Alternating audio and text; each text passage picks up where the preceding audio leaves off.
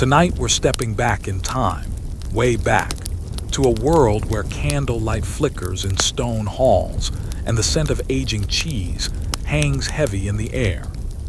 Imagine yourself bundled in rough-spun wool, the chill of a medieval monastery seeping into your bones, and the only sound is the rhythmic drip of water in the cloister and the distant bleating of sheep. You're about to discover a secret, a peculiar practice that kept those ancient communities just a little bit safer, a little bit more prepared for the whims of nature. And let's be honest, in a world without weather apps or even reliable almanacs, your survival probably hinged on far stranger things than what we're about to explore. So before you get comfortable, take a moment to like the video and subscribe, but only if you genuinely enjoy what I do here. And hey, let me know in the comments where you're listening from and what time it is for you. It's always fascinating to see how far these sleepy stories travel. Now, dim the lights, maybe turn on a fan for that soft background hum, and let's ease into tonight's journey together. You find yourself standing on a flagstone floor, the air cool and damp, carrying the faint, earthy aroma of milk and rennet. This isn't just any room. It's a monastic cheese larder, a vital organ of the monastery.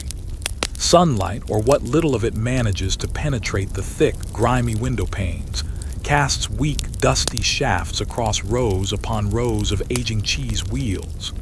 Some are tiny, barely the size of your fist, destined for a quick meal.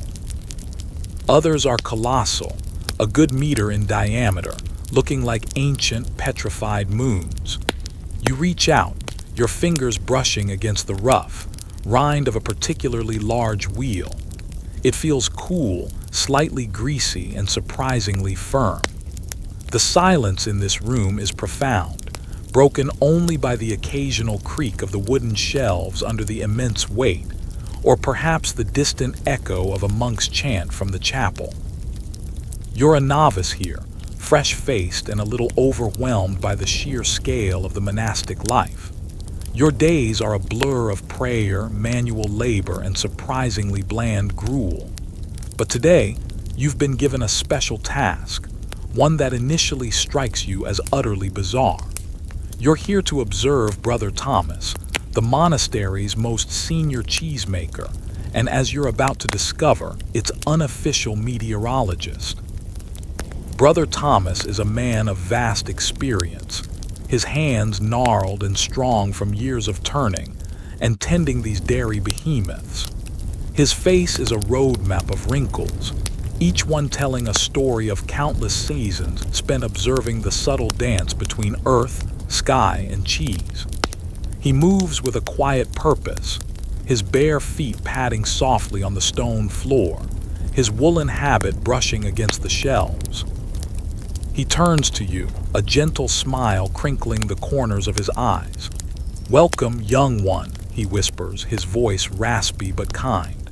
"Today you learn the old ways, the ways of the cheese." He gestures to the rows of wheels, a sweep of his hand encompassing what feels like a small mountain range of dairy. "These, my son, are not merely sustenance. They are our eyes to the heavens."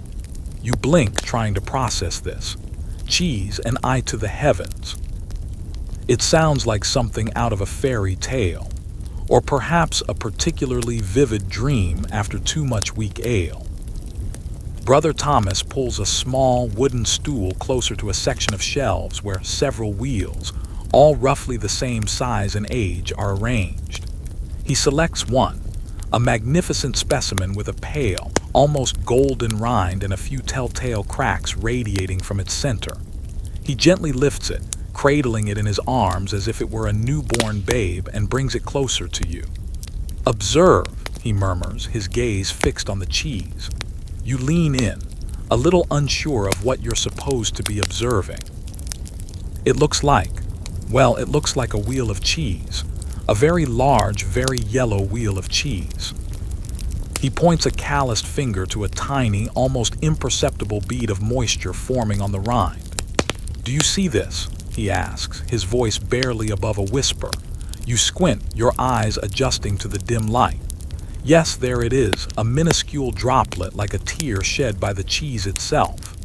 This, he continues, his voice filled with a quiet reverence, tells us of the coming damp. He then directs your attention to another wheel, this one slightly older, its rind a deeper, more mottled hue. Here, you notice the cracks are more pronounced, almost forming a delicate spiderweb pattern across the surface. And these, he says, tracing a crack with his finger, they speak of the drying winds of the sun's harsh embrace. You feel a flicker of understanding, a tiny spark of curiosity igniting within you. Could it be that simple? Could these humble dairy products truly hold such secrets? It seems almost too fantastical to be true, yet the earnestness in Brother Thomas's eyes is undeniable. He explains that for generations, the monks of this very monastery have been observing these subtle changes in their cheeses. They didn't have thermometers or barometers, no fancy instruments to measure atmospheric pressure or humidity. Their instruments were the products of their own labor, the very food that sustained them. It's a common misconception that medieval people were entirely superstitious and lacked any empirical observation. In fact, many monastic orders were centers of learning and practical knowledge, meticulously recording everything from crop yields to astronomical events. While they might not have understood the scientific principles behind it, they were keen observers of natural phenomena, and their survival often depended on their ability to predict the unpredictable. Historians still argue whether these cheese-based predictions were truly accurate or more a form of confirmation bias, but the practice was widespread enough to suggest that the monks placed significant faith in it. One quirky tidbit: some monasteries even had specific weather cheeses that were never meant for consumption, solely dedicated to this unusual form of prognostication. Imagine a cheese so sacred, so vital to the community's well-being, that no one dared to even nibble a piece. It makes you wonder how long those particular wheels lasted, probably until they were completely desiccated and resembled ancient, forgotten fossils. Brother Thomas moves to another shelf, his movements slow and deliberate. He picks up a smaller wheel, one that appears to be shrinking, almost shriveling in on itself. This one, he says, his brow furrowed slightly, it speaks of the long drought, a thirsting earth and thirsty souls. He sets it down with a sigh, a hint of concern in his eyes. You realize that this isn't just an intellectual exercise for him. It's a matter of life and death for the community. A misreading of the cheese could mean ruined crops, empty storerooms, and hungry bellies. The weight of this responsibility seems to settle on his shoulders like an invisible cloak. You try to imagine the pressure. No satellites, no Doppler radar, just a keen eye, a lifetime of experience, and a few 100 pounds of moldy milk. It's enough to make you appreciate your phone's weather app just a little bit more, isn't it? He gives a dry chuckle.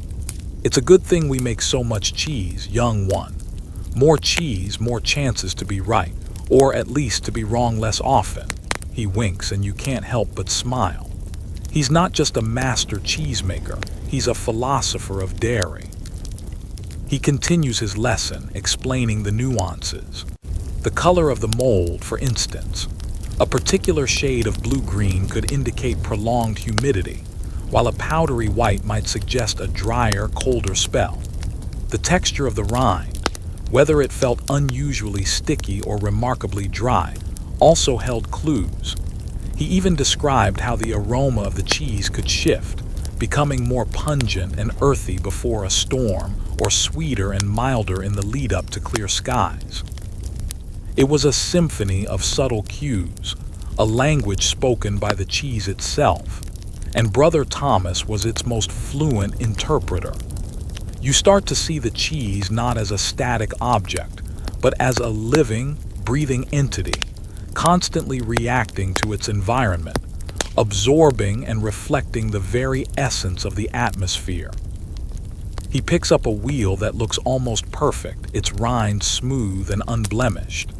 And this, he says, a hint of pride in his voice, this is what we hope for, a steady, predictable future, a calm season. He gently rotates it in his hands, admiring its form. But the world, young one, is rarely so obliging. He sighs, a sound that seems to carry the weight of centuries of monastic wisdom.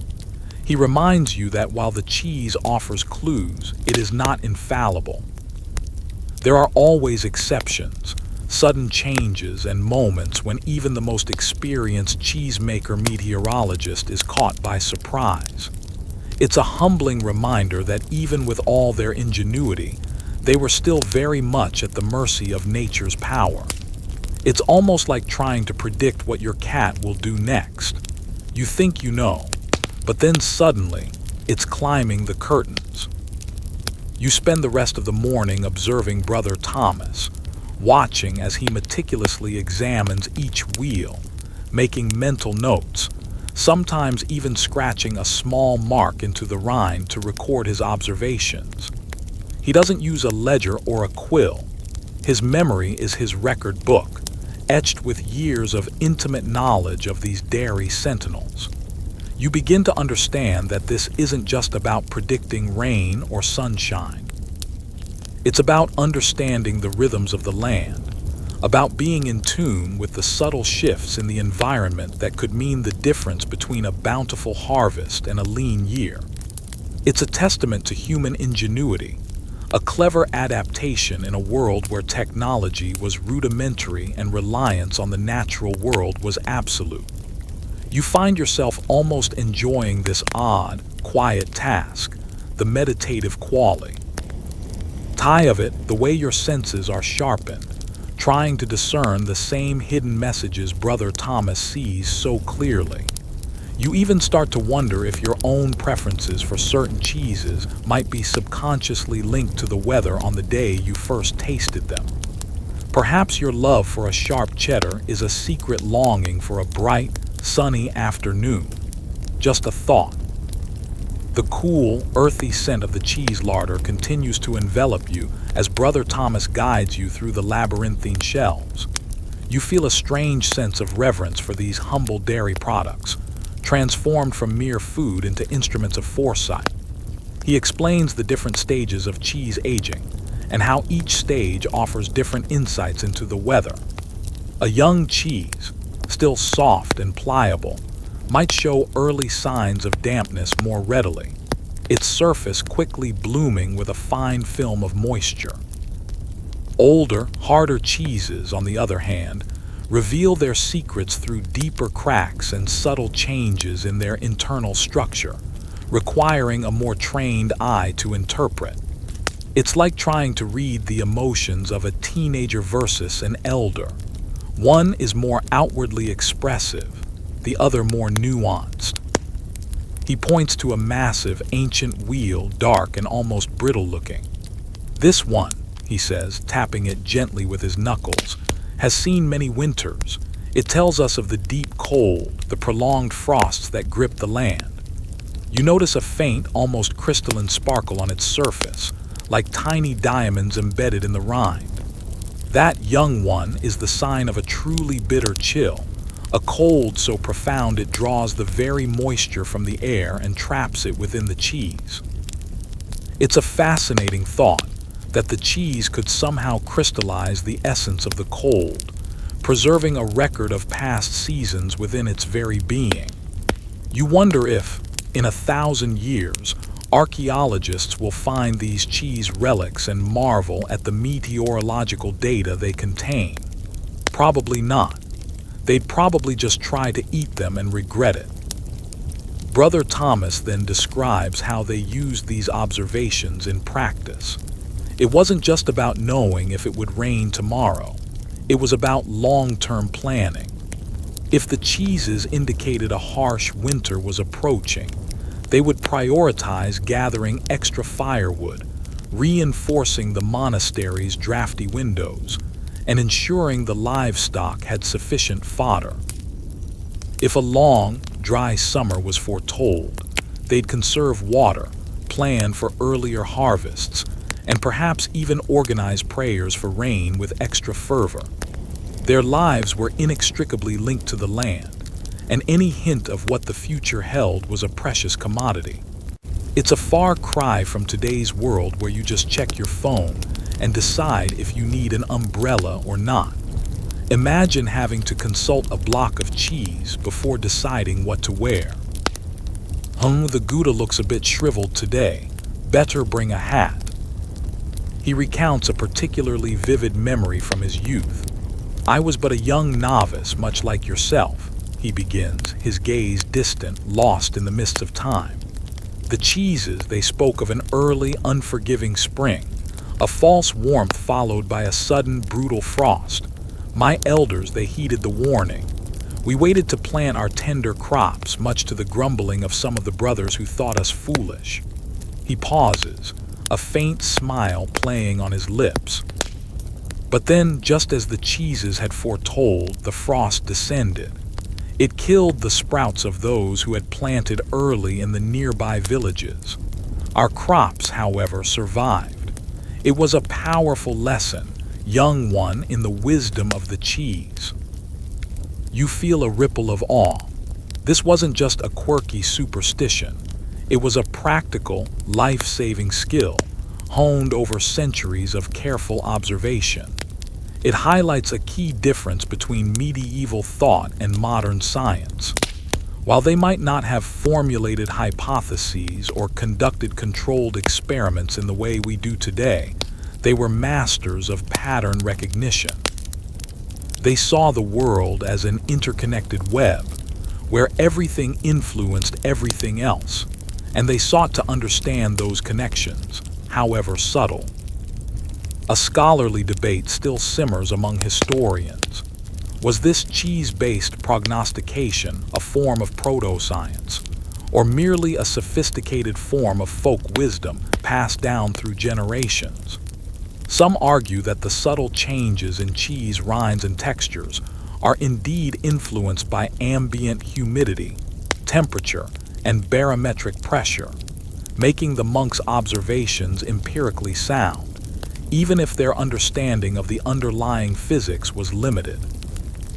Others contend that the psychological factor played a larger role.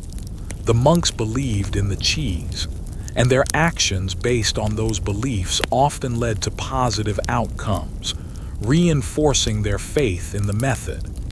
It's a bit like believing your lucky socks help you win the game. They might not, but your confidence might. Brother Thomas now leads you to a dimly lit corner of the larder. Here, the air feed. LS even heavier, more saturated with the scent of age and fermentation. He points to a series of shelves where a few wheels are covered with what looks like a thick, almost furry growth of mold, a vibrant tapestry of greens, blues, and even some reddish hues. These, he says, his voice dropping to a near whisper, these are our storm tellers, the ones that speak of great atmospheric upheaval.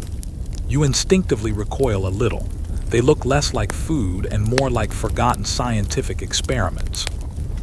He explains that certain types of mold, particularly those that thrive in high humidity and fluctuating temperatures, would bloom more rapidly and intensely before a significant storm front.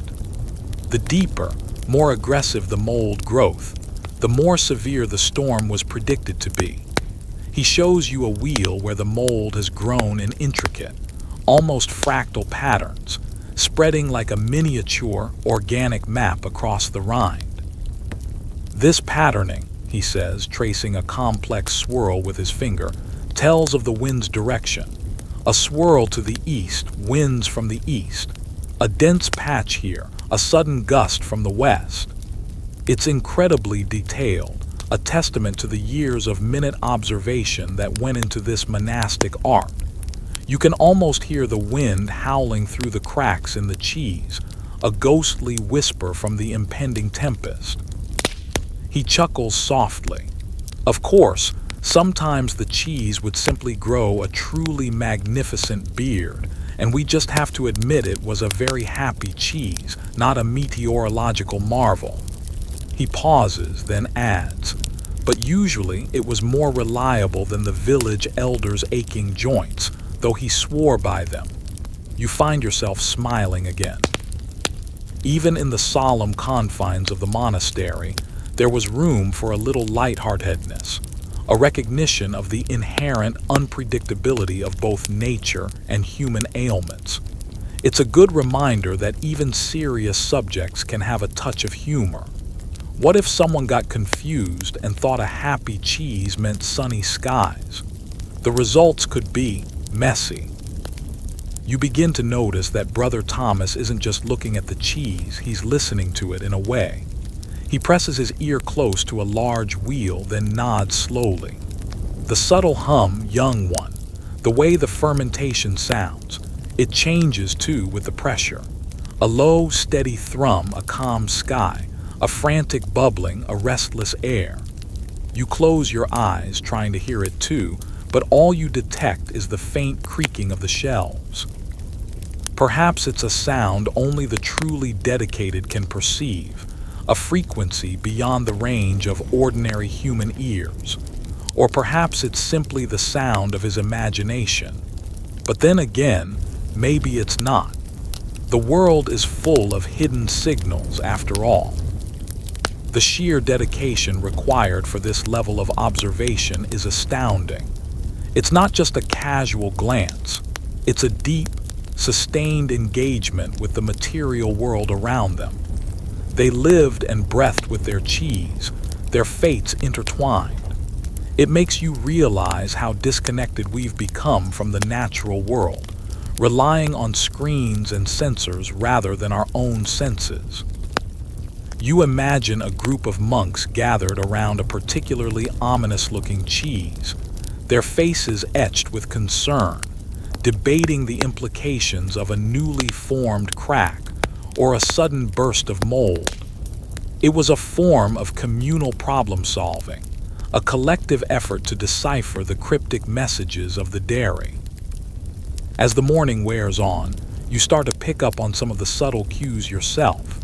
You notice how the air in the larder feels different near certain cheeses, perhaps a slightly cooler draft here, a heavier moisture there.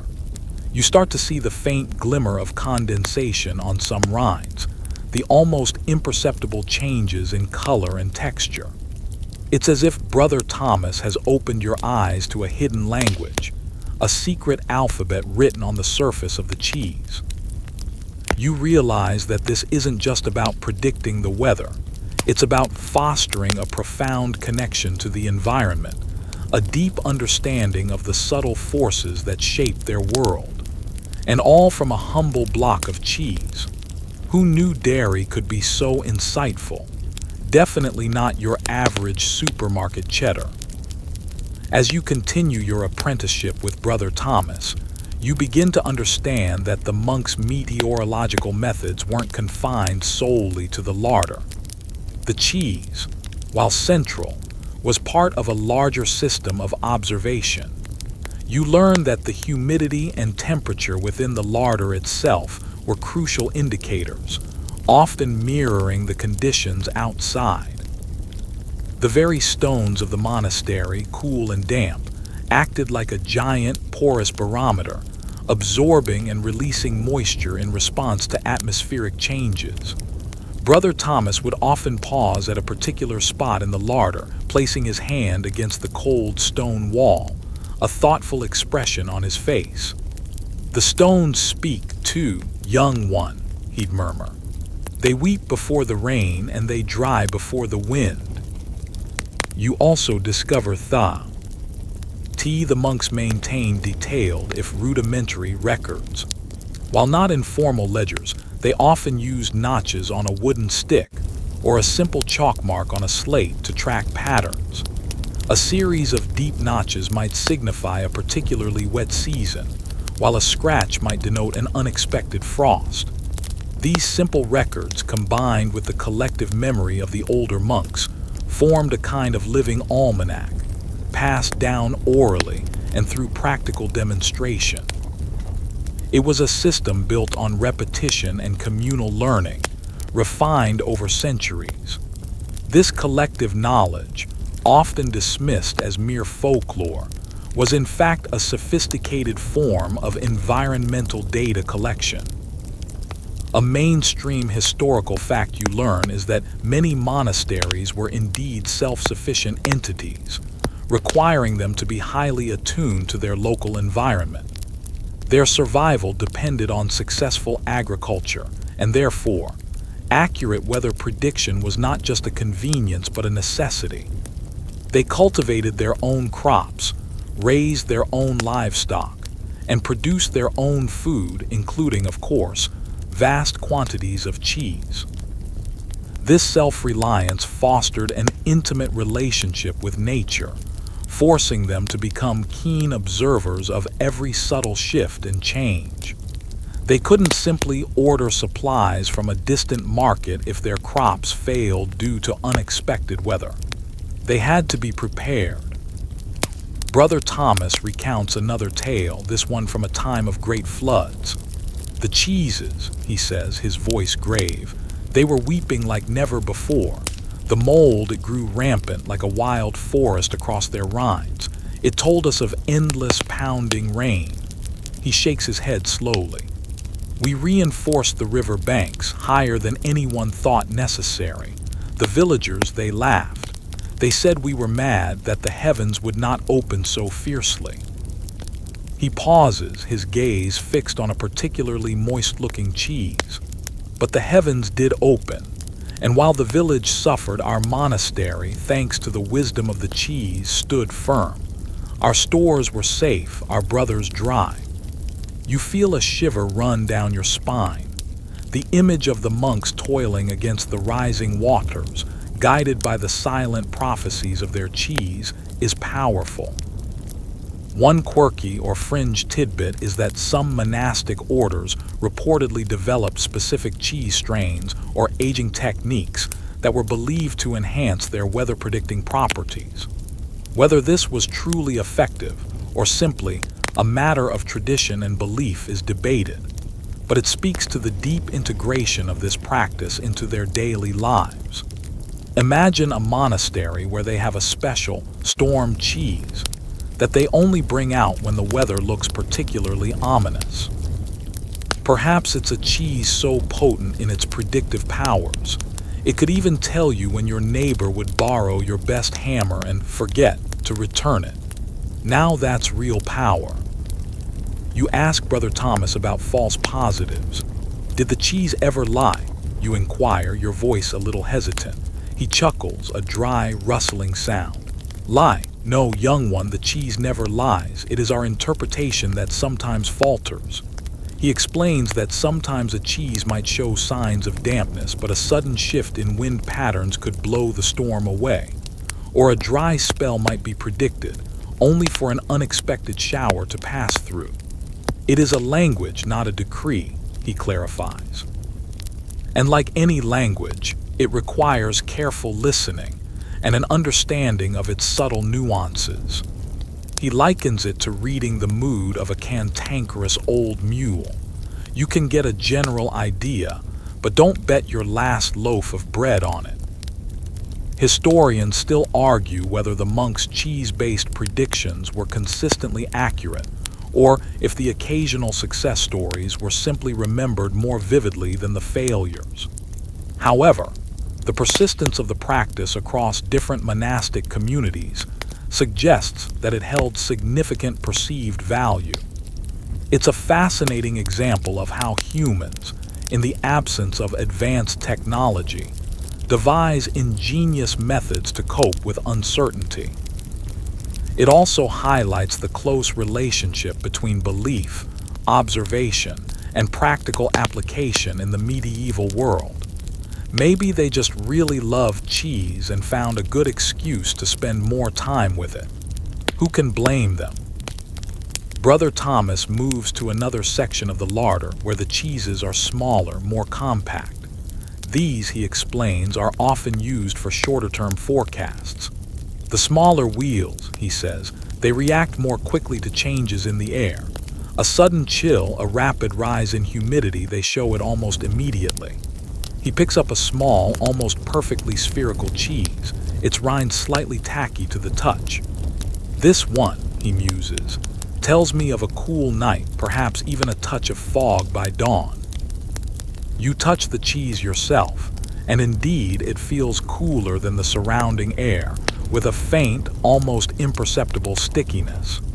It's a subtle sensation, one that you're only now beginning to perceive. He then points to a series of shelves higher up, where the air is a little warmer, a little drier. And these up here, they help us gauge the passage of time, how quickly the air warms, how swiftly it dries. They speak of the turning of the seasons, of the long, slow march from winter to spring, and from summer to autumn. You realize that the entire larder is a living, breathing meteorological station, each cheese a tiny sensor, collectively forming a complex network of data points. It's like a medieval version of a distributed sensor network, except instead of electronic signals, it's all about mold and moisture.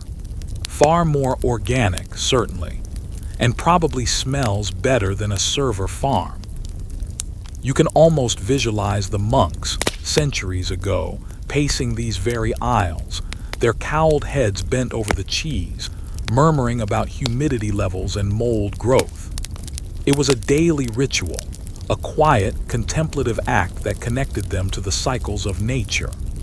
You start to feel a strange connection to them yourself, as if you're participating in a timeless tradition, a secret knowledge passed down through generations.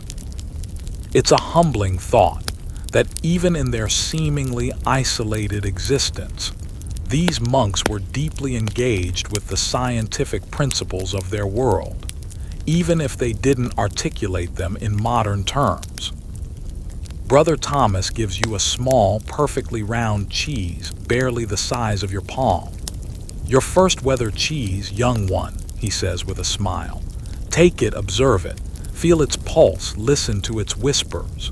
You cradle the cheese in your hand, feeling its cool weight. It's a simple object, yet now it seems imbued with a profound significance. You turn it over, examining its smooth rind, wondering what secrets it might reveal to you. Will it predict a sunny afternoon for your chores, or a sudden downpour that sends you scrambling for cover? You decide to give it a name, Cheddar, the clairvoyant. And yes, you might talk to it when no one else is around, just for research purposes, of course. The experience has certainly changed your perspective on cheese. It's no longer just a food item. It's a living, breathing entity, a conduit to understanding the world around you. You realize that sometimes the most profound insights come from the most unexpected places, from the simplest things, if only you bother to look closely enough. And to think, all this time you thought cheese was just for sandwiches. The monks certainly had a much more advanced palate for knowledge. Your personal weather cheese, Cheddar the clairvoyant, now rests on a small shelf in your cell, a constant companion and a curious focal point for your daily observations. You find yourself checking it first thing in the morning, feeling its texture, looking for any new bloom of mold, any subtle shift in its surface. Brother Thomas encourages this hands-on approach, emphasizing that true understanding comes from direct interaction, not just from rote memorization.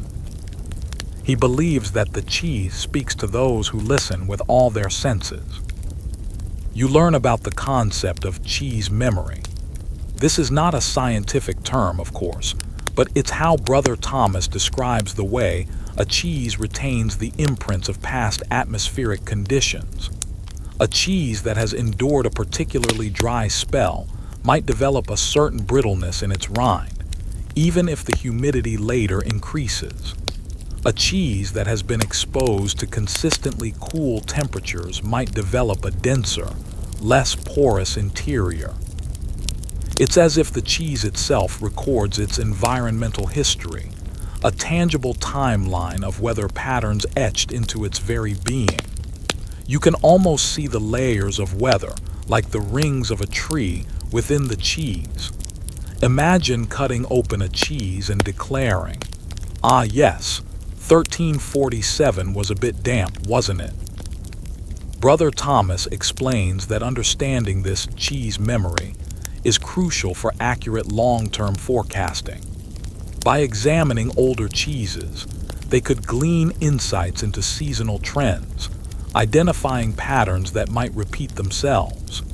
If a series of older cheeses showed a consistent pattern of wet springs, for example, they would prepare for a similar spring in the current year, even if the immediate signs were for drier weather. It was a form of historical data analysis, using dairy products as their primary source material. It's truly incredible how ingenious they were, adapting their limited resources to unlock the secrets of their world. Who needs big data when you have big cheese? A mainstream historical fact is that many medieval monasteries were at the forefront of agricultural innovation. They experimented with different crop rotations, irrigation techniques, and animal husbandry practices. This innovative spirit extended to their understanding of weather, as it directly impacted their agricultural success.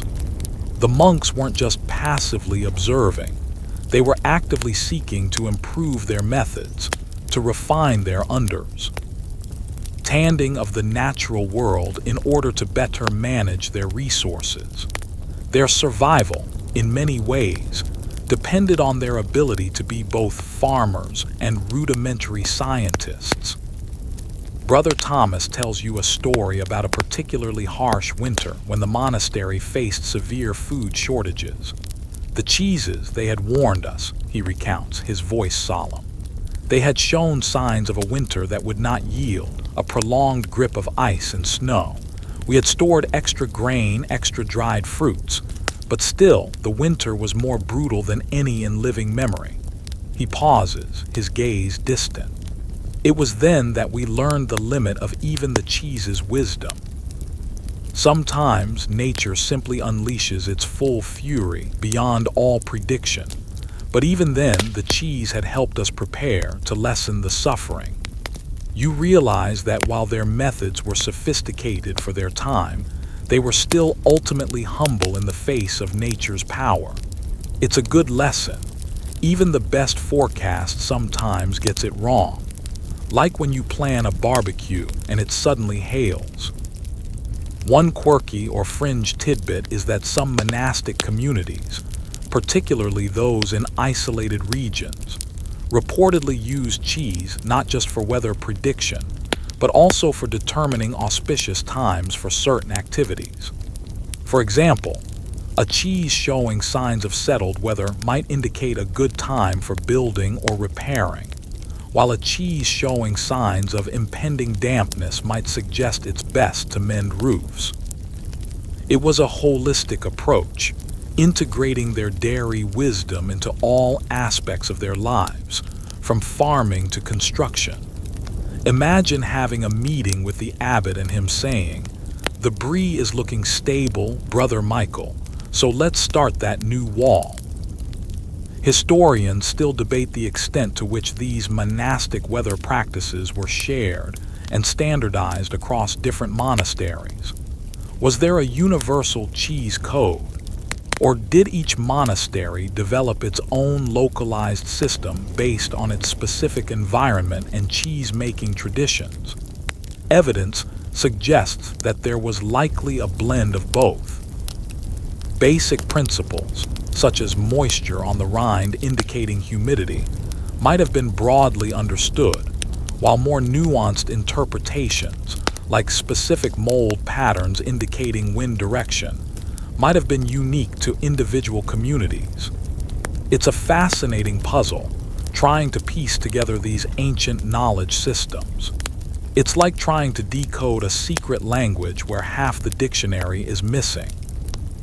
You watch Brother Thomas as he carefully examines a wheel, his fingers gently probing its surface. He seems to be in a meditative state, completely absorbed in the interaction with the cheese. He picks up a small, sharp knife and carefully scrapes a tiny sample from the rind. He then places it under a crude magnifying glass, fashioned from polished glass and wood. "The texture, young one," he whispers. "The very grain of the mold. It tells a story of atmospheric pressure. A dense, compact growth, a high pressure. A looser, more airy growth, a low pressure." You lean in, trying to see what he sees, but it still looks mostly like fuzzy mold to you. You're beginning to understand that this isn't just about visual cues. It's about tactile sensations, about the subtle resistance or give of the cheese under his touch. It's a truly multisensory experience. He chuckles softly. "Of course, sometimes I just use the magnifying glass to see if there's an adventurous mite trying to escape. They don't predict weather, but they do predict if you need a cleaner larder." You laugh. It's refreshing to hear him admit to a practical, non-mystical use for his tools. It grounds the somewhat esoteric practice in a dose of reality. You realize that even with all the mystique, the monks were still very much practical people. You spend hours watching him, absorbing his knowledge through osmosis. He speaks of the different types of cheese and their specific predictive qualities. A soft, fresh cheese, for example, might be a good indicator of immediate changes, while a hard, aged cheese offers insights into long-term trends. It's like having a range of meteorological instruments, each suited for a different purpose, all made from the same basic ingredients. He emphasizes the importance of consistency in their cheese-making process, as any variation could skew the predictive accuracy. It's a delicate balance, where culinary art meets environmental science. The aroma in the larder shifts subtly throughout the day, a living perfume of fermentation and age. You learn to recognize the subtle changes in scent that Brother Thomas associates with different weather patterns. A sharp, almost vinegary smell might precede a sudden cold snap, while a sweeter, earthier aroma could indicate a period of warmer, more settled weather. Your nose, you realize, is becoming another instrument in this unusual meteorological toolkit. It's not just what you see, but what you smell. And what if you have a cold? Does the cheese still work? These are the real medieval challenges. By the end of the day, your head is buzzing with information, a strange mix of dairy science and ancient wisdom. You look at your little Cheddar the clairvoyant again, and it no longer seems like just a block of cheese. It's a microcosm of the atmosphere, a silent prophet of the weather. You wonder if, given enough time, you too could learn to read its subtle language, to interpret its cryptic messages. The thought is both daunting and strangely exhilarating. You feel a deeper connection to the monks who walked these halls centuries ago, their lives so different, yet so fundamentally connected to the same natural forces. It's a humbling thought, and you feel a strange sense of responsibility for your small, silent weather forecaster. Now, if only it could predict where you left your habit. The routine of observing Cheddar the clairvoyant becomes a deeply ingrained habit. You wake each morning and immediately turn your attention to its small, round form, feeling for changes, searching for new messages. Brother Thomas continues to guide you, his patience endless, his insights profound. He teaches you about the breathing of the cheese, how it subtly expands and contracts with changes in atmospheric pressure, almost imperceptibly. "Feel it, young one," he urges, placing your hand gently on a large wheel. Feel the very air itself pressing upon it and the cheese responding. You close your eyes, concentrating, and indeed, you feel a faint, almost imperceptible pulsation, as if the cheese is truly alive, inhaling and exhaling with the world around it. He explains that this breathing is a key indicator for major weather fronts. A rapid expansion or contraction could signal an approaching storm or a significant shift in temperature. A slow, steady rhythm, on the other hand, indicates stable, settled weather.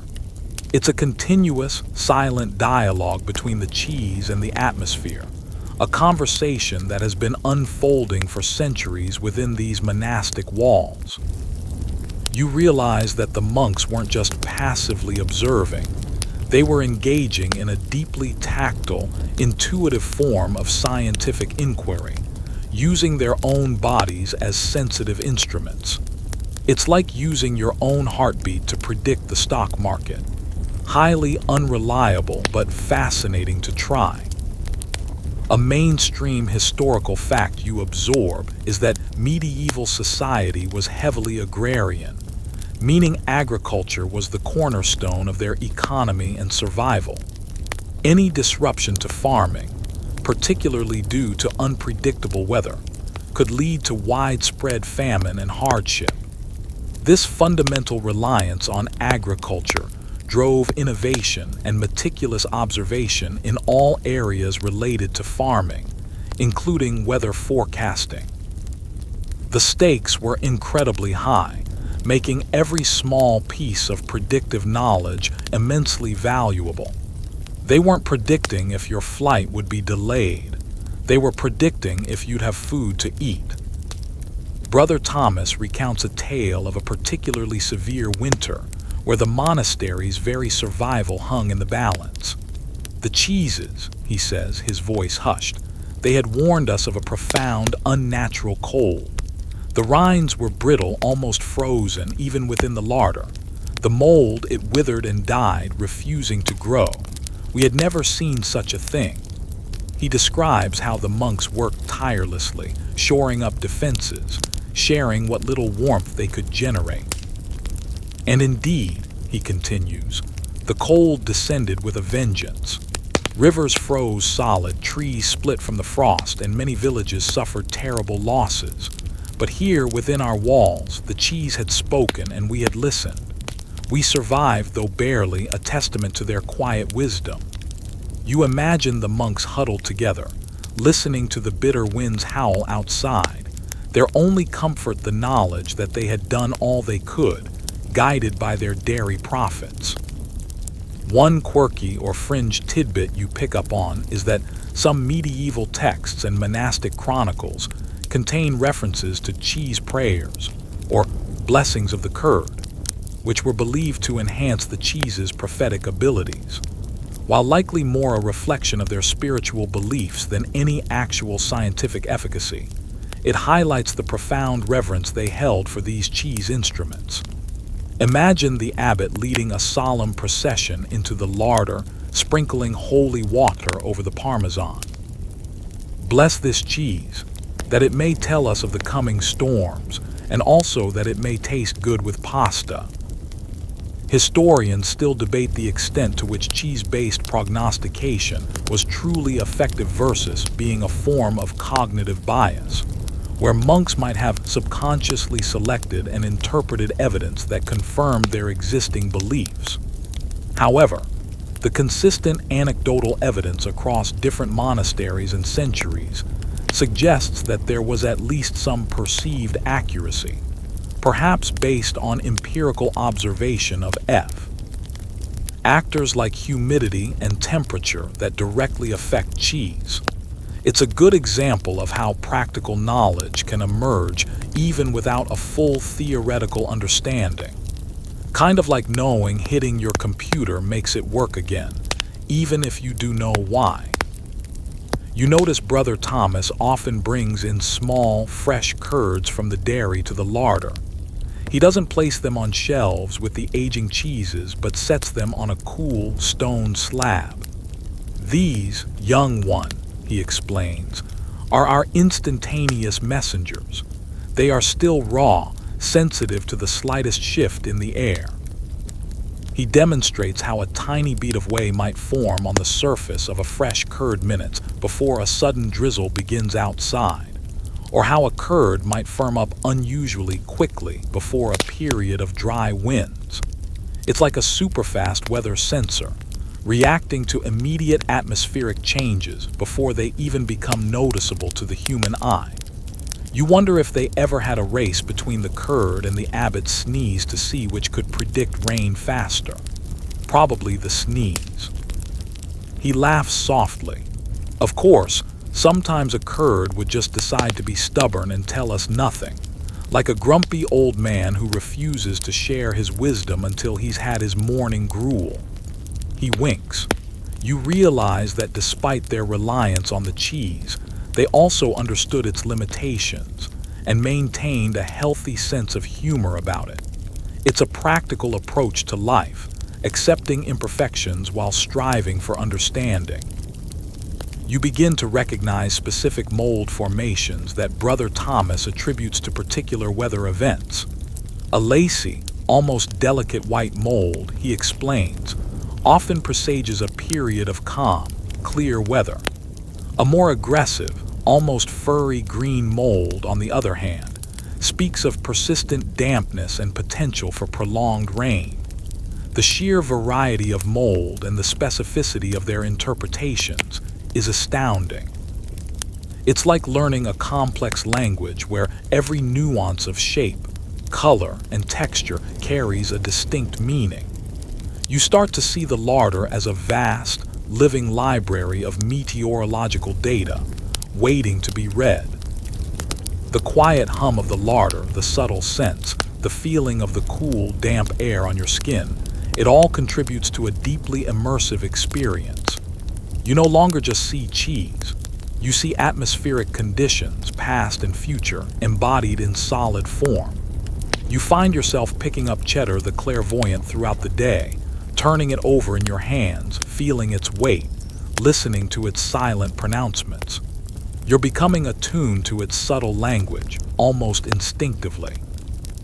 You can almost hear it whispering its secrets to you, a gentle murmur of the coming weather.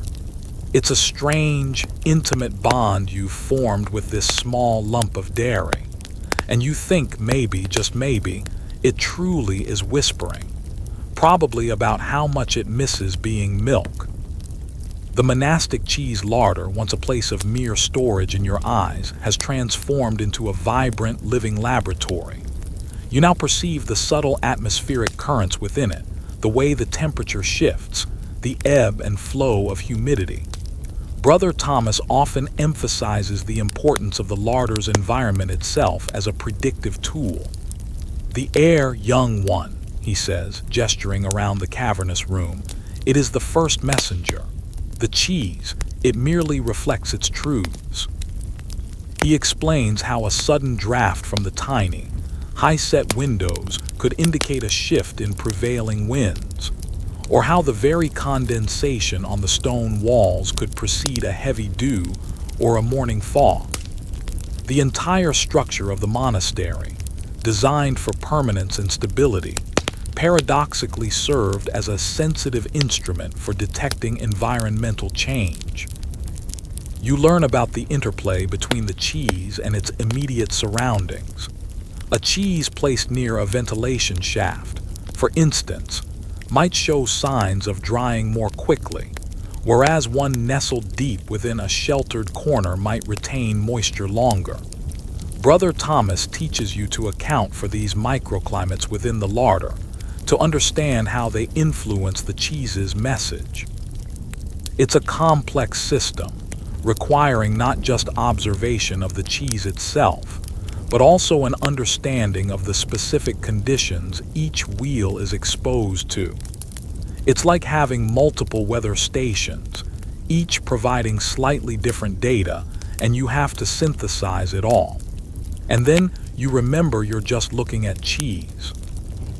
A mainstream historical fact you now deeply appreciate is the concept of monastic self-sufficiency and their profound connection to the land.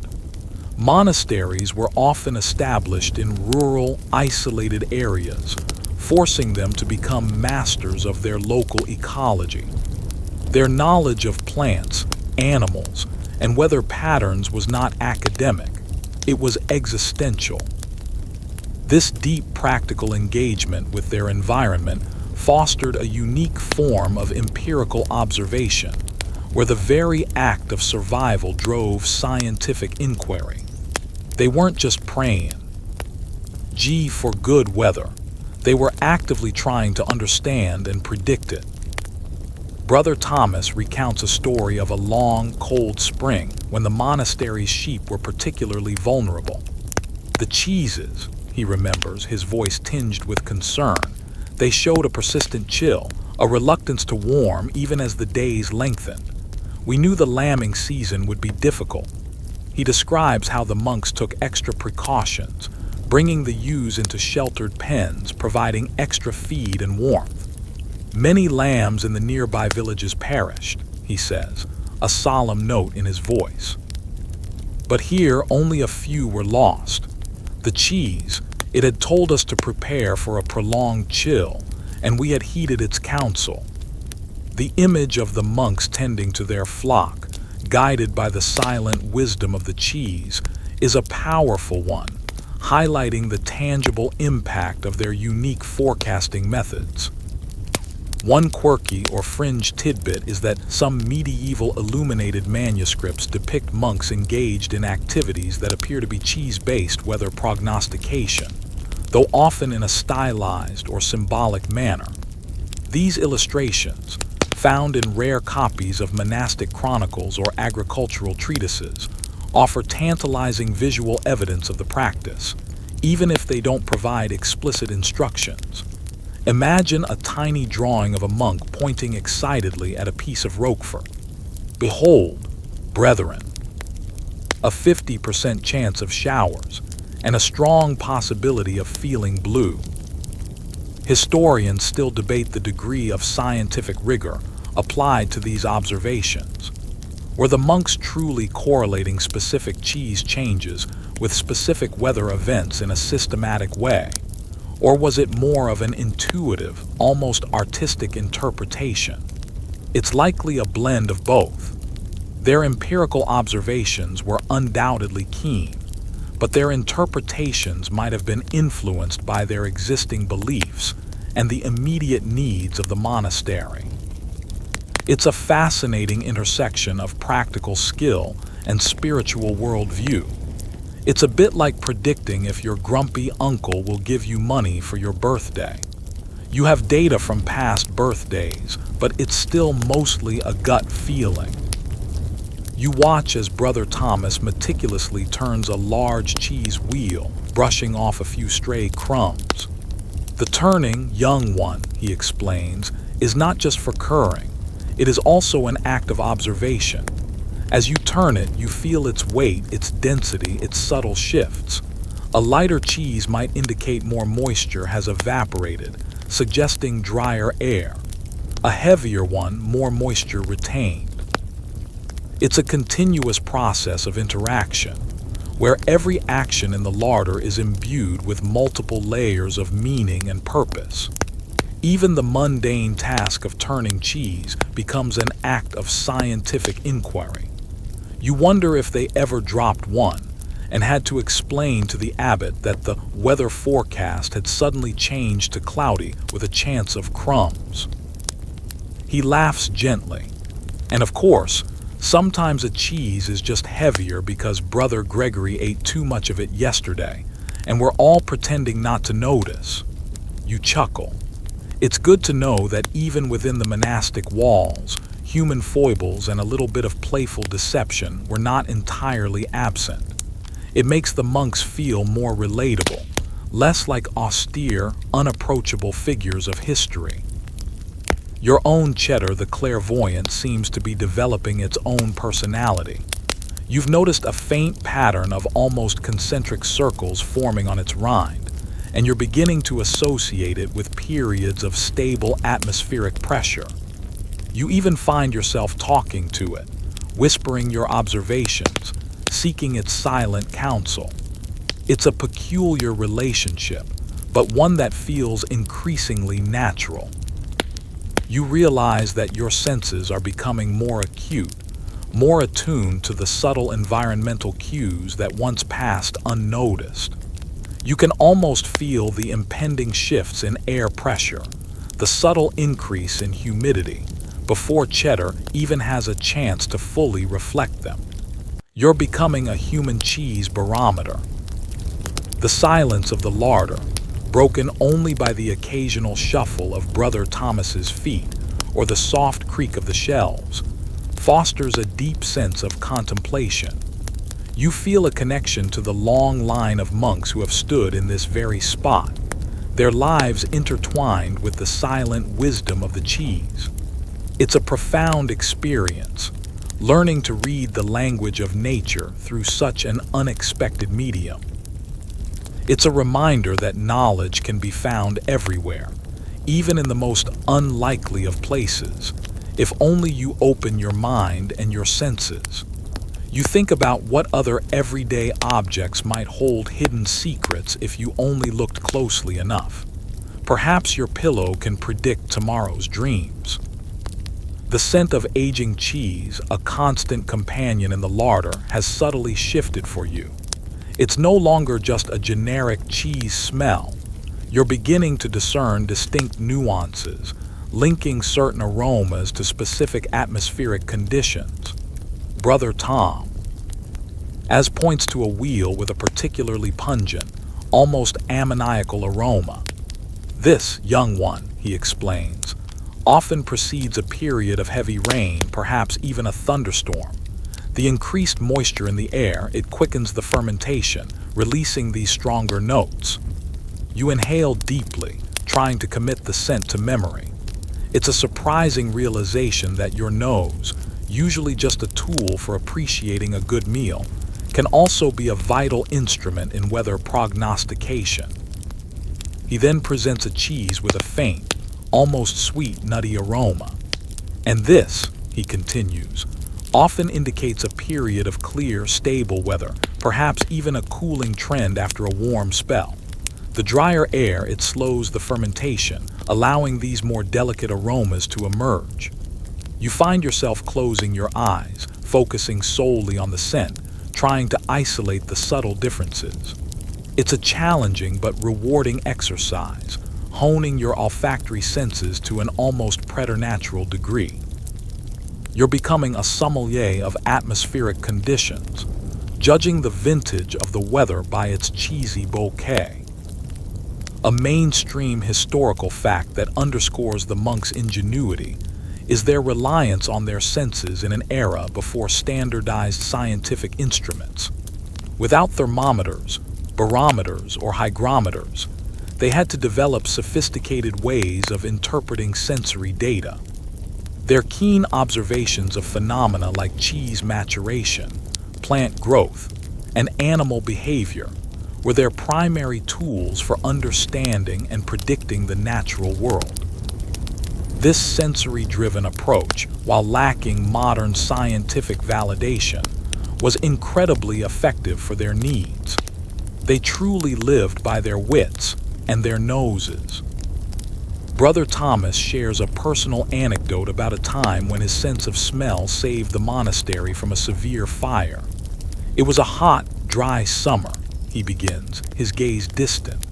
The cheeses, they were already telling us of a parched earth, a thirsting wind. But one morning, a particular wheel, a young cheddar, began to emit a faint, acrid smell, like burnt wood, though no fire was evident. He pauses, his brow furrowed in recollection. I searched and searched, following the scent until I found a tiny spark, barely visible, smoldering in a pile of dry straw near the south wall. Had I not heeded the cheese's warning, had I not trusted my nose, the monastery would have surely burned. You feel a jolt of awe.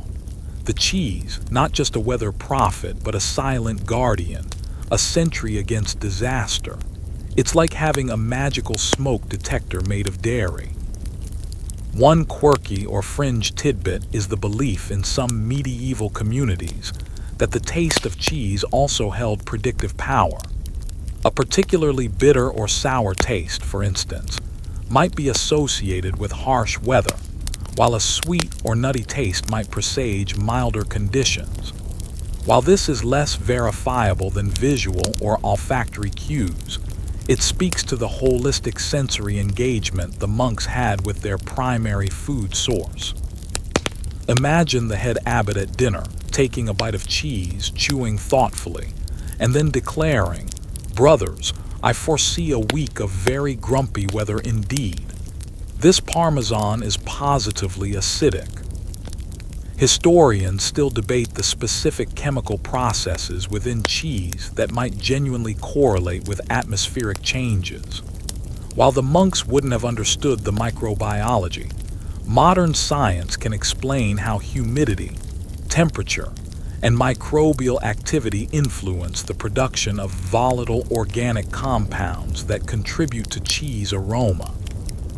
The monks, through centuries of empirical observation, had effectively stumbled upon a complex scientific relationship, even if they couldn't articulate the underlying mechanisms. It's like building a perfect arch without understanding the physics of compression. You notice Brother Thomas often takes a small, almost imperceptible breath when examining a new cheese. It's not just sniffing. It's a controlled, deliberate intake of air, as if he's drawing the very essence of the cheese, and thus the atmosphere, into his being. He teaches you this technique, encouraging you to listen with your nostrils, to allow the subtle airborne molecules to tell their story. You practice, feeling a little self-conscious at first, but slowly you begin to discern more than just the dominant cheesy scent. You pick up on fainter notes, sharper edges, softer undertones. It's a world of hidden olfactory information, just waiting to be discovered. He chuckles. Of course, sometimes the cheese simply smells like a monk who hasn't bathed in a week. That young one predicts nothing but the need for a good scrubbing. You laugh, appreciating his frankness and humor. It reminds you that even in their earnest pursuit of knowledge, they remained grounded in the realities of monastic life. You reflect on the sophisticated system of observation and interpretation the monks developed, all without the aid of modern technology. Their knowledge was said down orally, through demonstration, and through shared experience. It was a community-based science, where every monk, to some degree, became a weather observer, contributing to the collective wisdom. The cheese larder was their laboratory, and the cheese itself was their most valuable instrument. It's a powerful testament to human adaptability and ingenuity, particularly in environments where survival depended on deep connection to nature. Your little Cheddar the clairvoyant seems to have developed a slightly sharper aroma today. You take a careful breath, trying to discern its message.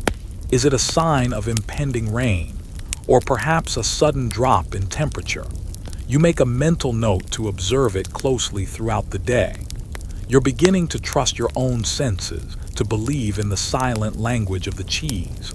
It's a strange transformation, from novice to budding cheese meteorologist.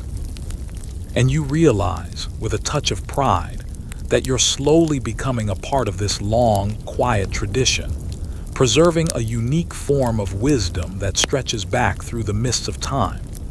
You wonder if future generations will look back at your phone, whether apps with the same bemused curiosity that you now regard these ancient cheese practices. Probably not. Your phone can't predict if you'll forget your keys. The texture of the cheese, you've come to understand, is another crucial layer in its meteorological messages. Brother Thomas often emphasizes the feel of the rind, the subtle give or firmness of the interior. The cheese, young one, he instructs, it breathes. It absorbs and releases moisture. Feel its skin. Does it feel taut, dry, almost brittle? That speaks of dry air, perhaps a coming wind. He gently presses his thumb into the rind of a hard, aged wheel, demonstrating its firm resistance. Or does it yield softly, feeling almost moist and pliable. That tells of dampness, of a coming mist or rain. You try to replicate his touch, your fingers learning to discern the subtle differences in elasticity and moisture content. He explains that these tactile cues are often the most immediate and reliable indicators, especially for short-term forecasts. A rapid shift in the Rind's texture can signal an imminent change in atmospheric conditions, often minutes before any visual or olfactory cues become apparent. It's a direct, physical interaction with the cheese that provides instantaneous feedback. You're learning to read the cheese with your fingertips, becoming increasingly sensitive to its subtle tactile language. It's a fascinating realization that your hands, usually used for labor, can also be finely tuned instruments of perception. A mainstream historical fact you ponder is the holistic nature of medieval life. Unlike our modern compartmentalized existence, their lives were deeply integrated with their environment. Their spiritual practices, their agricultural routines, and their very survival were intertwined with the rhythms of nature. This fostered a profound observational capacity, where every aspect of their world was a potential source of knowledge and prediction. They weren't just making cheese. They were living cheese, breathing cheese, thinking cheese. Brother Thomas shares a tale of a time when the monastery faced an unexpected early harvest. The cheeses, he recounts, his eyes sparkling with amusement, they began to soften, to yield unexpectedly. Not rotten, no, but as if they were basking in a warmth that shouldn't yet be. He chuckles. We debated, of course. Some said it was a sign of faulty cheese-making. But the elders, they trusted the cheese. We harvested early, pulling in the grain before the predicted heat wave arrived. And arrive it did, scorching the fields of those who had waited. You grin. The image of a whole community betting their livelihood on the unexpected pliability of their cheese is both absurd and wonderfully inspiring. One quirky or fringe tidbit is the idea that the internal sweat of the cheese, particularly within air pockets or fissures, was also observed. Tiny droplets of moisture forming within the cheese itself were believed to be an even more precise indicator of deep, pervasive humidity in the atmosphere, often preceding prolonged periods of rain or fog. It's like a miniature, internal weather system within the cheese itself, a private world of atmospheric data. You wonder if they ever tried to tap into these tiny internal puddles. Probably not. That sounds like a good way to ruin a perfectly good cheese. Historians still debate the specific scientific mechanisms behind these tactile changes. While we know that cheese undergoes moisture loss and absorption, and its texture is influenced by temperature and humidity, the precise correlation between specific tactile sensations and distinct weather patterns remains a subject of ongoing discussion. However, the consistent anecdotal evidence points to a sophisticated empirical understanding, even if the undural. Ying's scientific theory was absent. It's a testament to the power of repeated, careful observation. It's almost like they were reverse engineering weather patterns from cheese. You notice Brother Thomas often lifts a cheese wheel, gently bouncing it in his hands. The weight, young one, he explains. It changes. A lighter cheese, it tells of evaporation of drier air. A heavier cheese, it holds more moisture, a sign of humid air or even impending rain. It is a subtle shift, but a consistent one. You try it yourself, picking up your cheddar the clairvoyant. You feel its familiar weight, and then, as you concentrate, you try to discern any subtle difference from yesterday. It's a fine art, requiring extreme sensitivity and a finely tuned sense of balance. He smiles. Of course, sometimes a cheese is just lighter because I've secretly nibbled a piece. But don't tell the abbot. You laugh, relieved that even the serious Brother Thomas has a mischievous side. It makes the strict monastic life seem a little less daunting, a little more human. The air in the larder feels particularly still today, almost heavy. You notice that the rinds of many of the cheeses feel slightly damp, almost sticky to the touch. Your little cheddar, the clairvoyant, also feels a bit softer than usual, its surface almost glistening with a faint sheen of moisture. You remember Brother Thomas's lessons: dampness, stickiness, a softening rind. These are all signs of increasing humidity, of potential rain. You feel a thrill of understanding, a sense of connecting with this ancient knowledge. You're not just observing, you're interpreting, predicting. You feel a strange sense of companionship with the cheese. It's not just an object, it's a living guide, a silent confidant, constantly revealing the secrets of the sky. You realize that this unique connection to the natural world, fostered by centuries of monastic life, has given these monks a profound understanding of their environment, a wisdom that transcends modern technology. You wonder if, when you eventually leave the monastery, you'll still instinctively reach for a block of cheese to gauge the weather. Probably. And then you'll have to explain to confused shopkeepers why you're fondling the brie. As your understanding of the cheese's myriad messages deepens, Brother Thomas introduces you to the concept of bloom patterns and their relation to specific atmospheric events. He explains that the natural molds that form on the rind of the cheese, often referred to as bloom, don't just indicate humidity. Their patterns and colors can reveal even more specific information about wind, temperature fluctuations, and even air quality.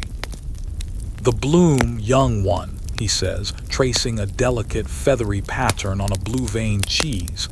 It is the very breath of the air captured on the rind. Each pattern a different story. He shows you how a consistent, even bloom across the entire surface often indicates stable, calm weather. But if the bloom appears patchy, with denser growth in some areas and sparser in others, it could suggest inconsistent air currents or pockets of differing humidity within the larder, mirroring similar variations outside.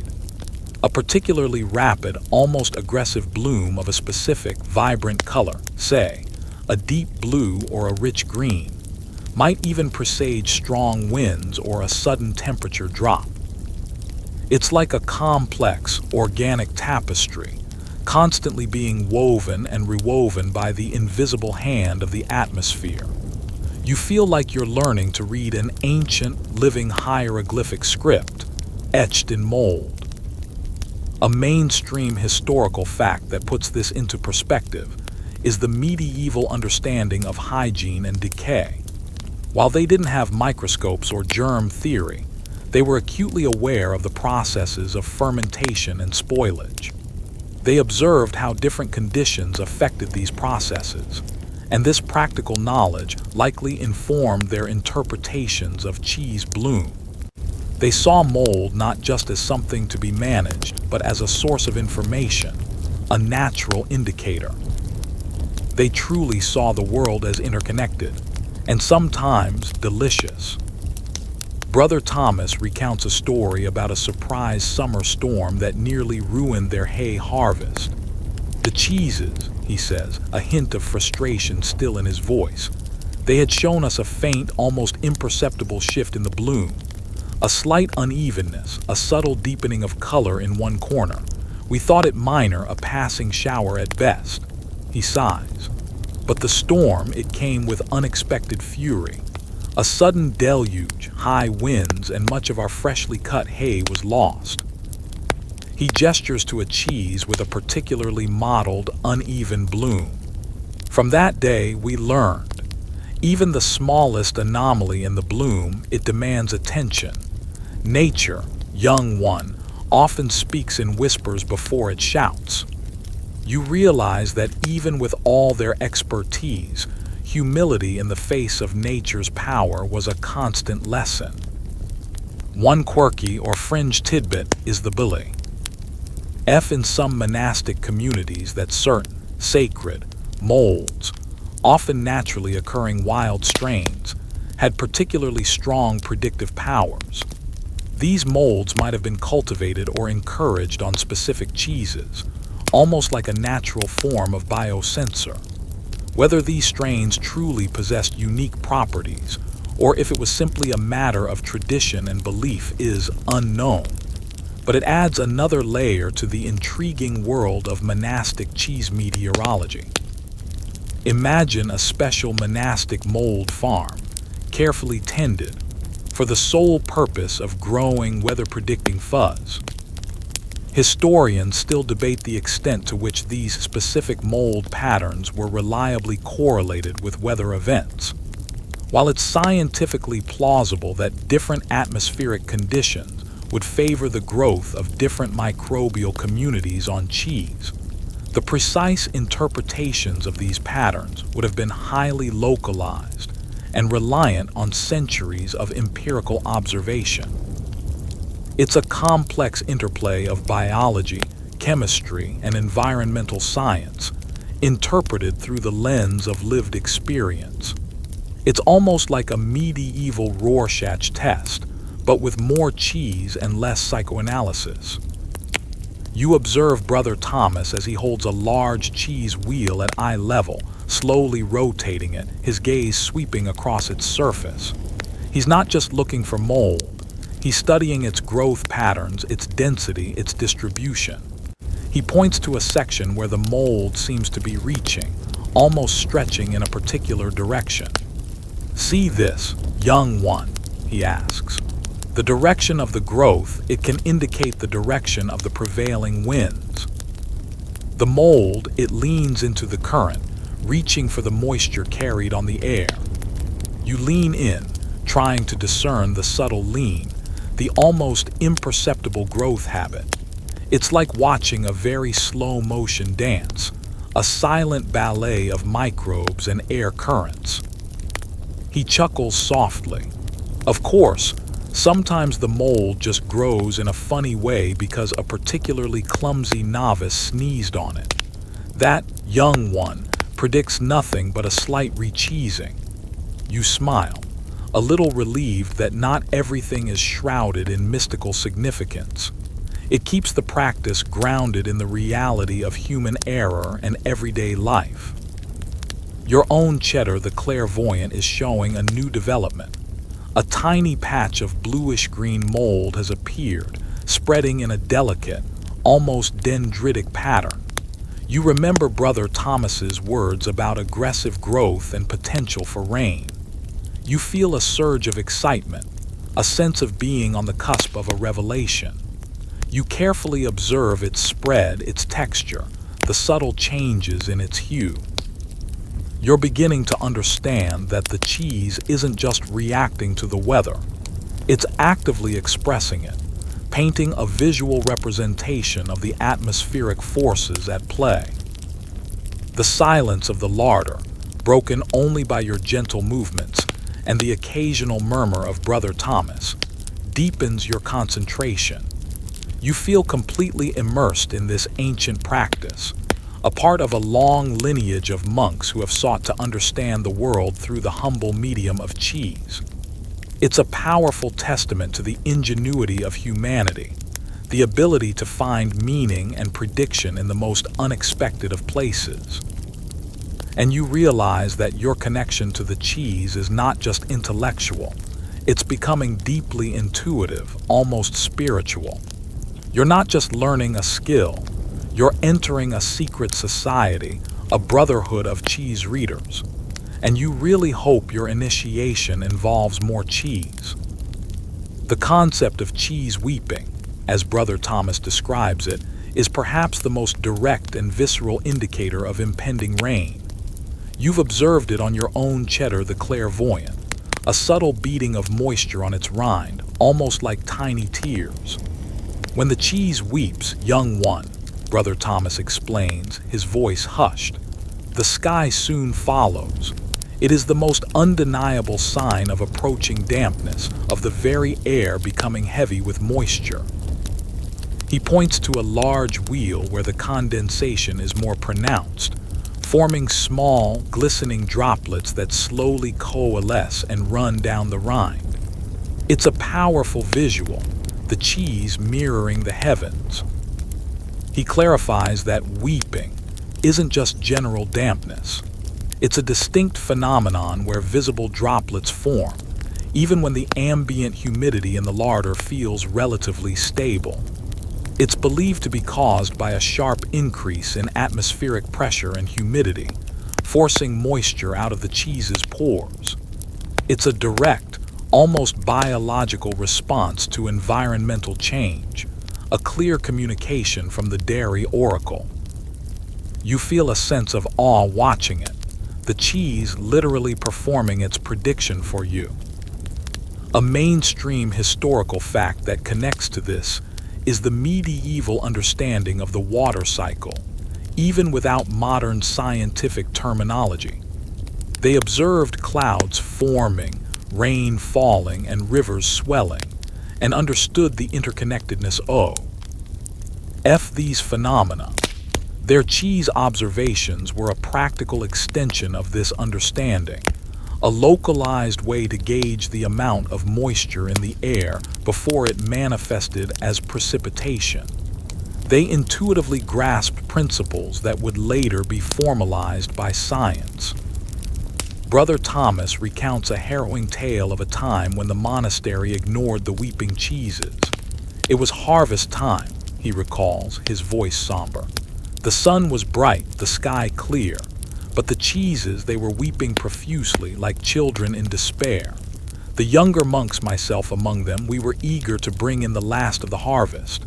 We dismissed the cheese's warning, thinking it an anomaly. He pauses, shaking his head slowly. The storm came swiftly, with unexpected ferocity. The fields were deluged, the unharvested grain ruined. It was a bitter lesson, young one. Never ignore the tears of the cheese. You feel a pang of empathy for the younger monks, their eagerness overriding their wisdom, a mistake many have made throughout history. One quirky or fringe tidbit is the practice in some monasteries of collecting and even tasting the cheese tears. While primarily for spiritual or ritualistic purposes, it was believed by some to offer an even deeper connection to the cheese's prophetic essence, perhaps even absorbing some of its predictive powers. Imagine a monk with a tiny spoon, carefully collecting a droplet of moisture from a wheel of Emmental. Tastes like a 70% chance of drizzle and a slight chance of fungal growth. Probably not delicious.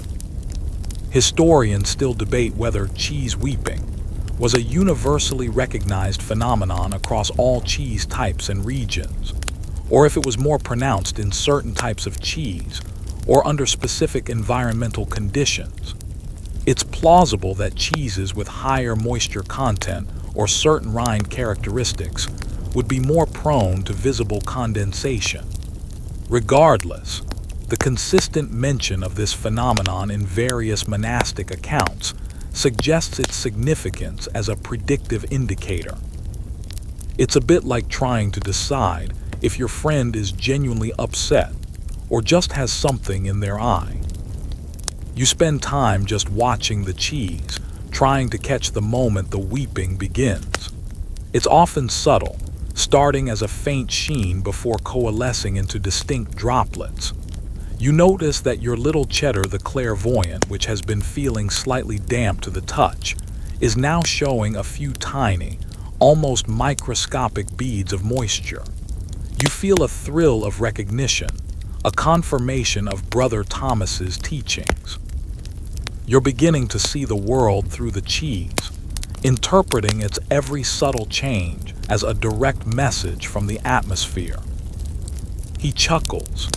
Of course, sometimes the cheese weeps because a fly has landed on it and given it a fright. But that, young one, predicts nothing but a very small, very wet fly. You smile. His humor is always a welcome counterpoint to the seriousness of their observations, reminding you that even in their rigorous pursuit of knowledge, there's always room for a light-hearted moment. The rhythm of the larder, the constant observation, the quiet contemplation, it all contributes to a profound sense of peace. You realize that this ancient practice is not just about predicting weather. It's about fostering mindfulness, about being deeply present in the moment and attuned to the natural world.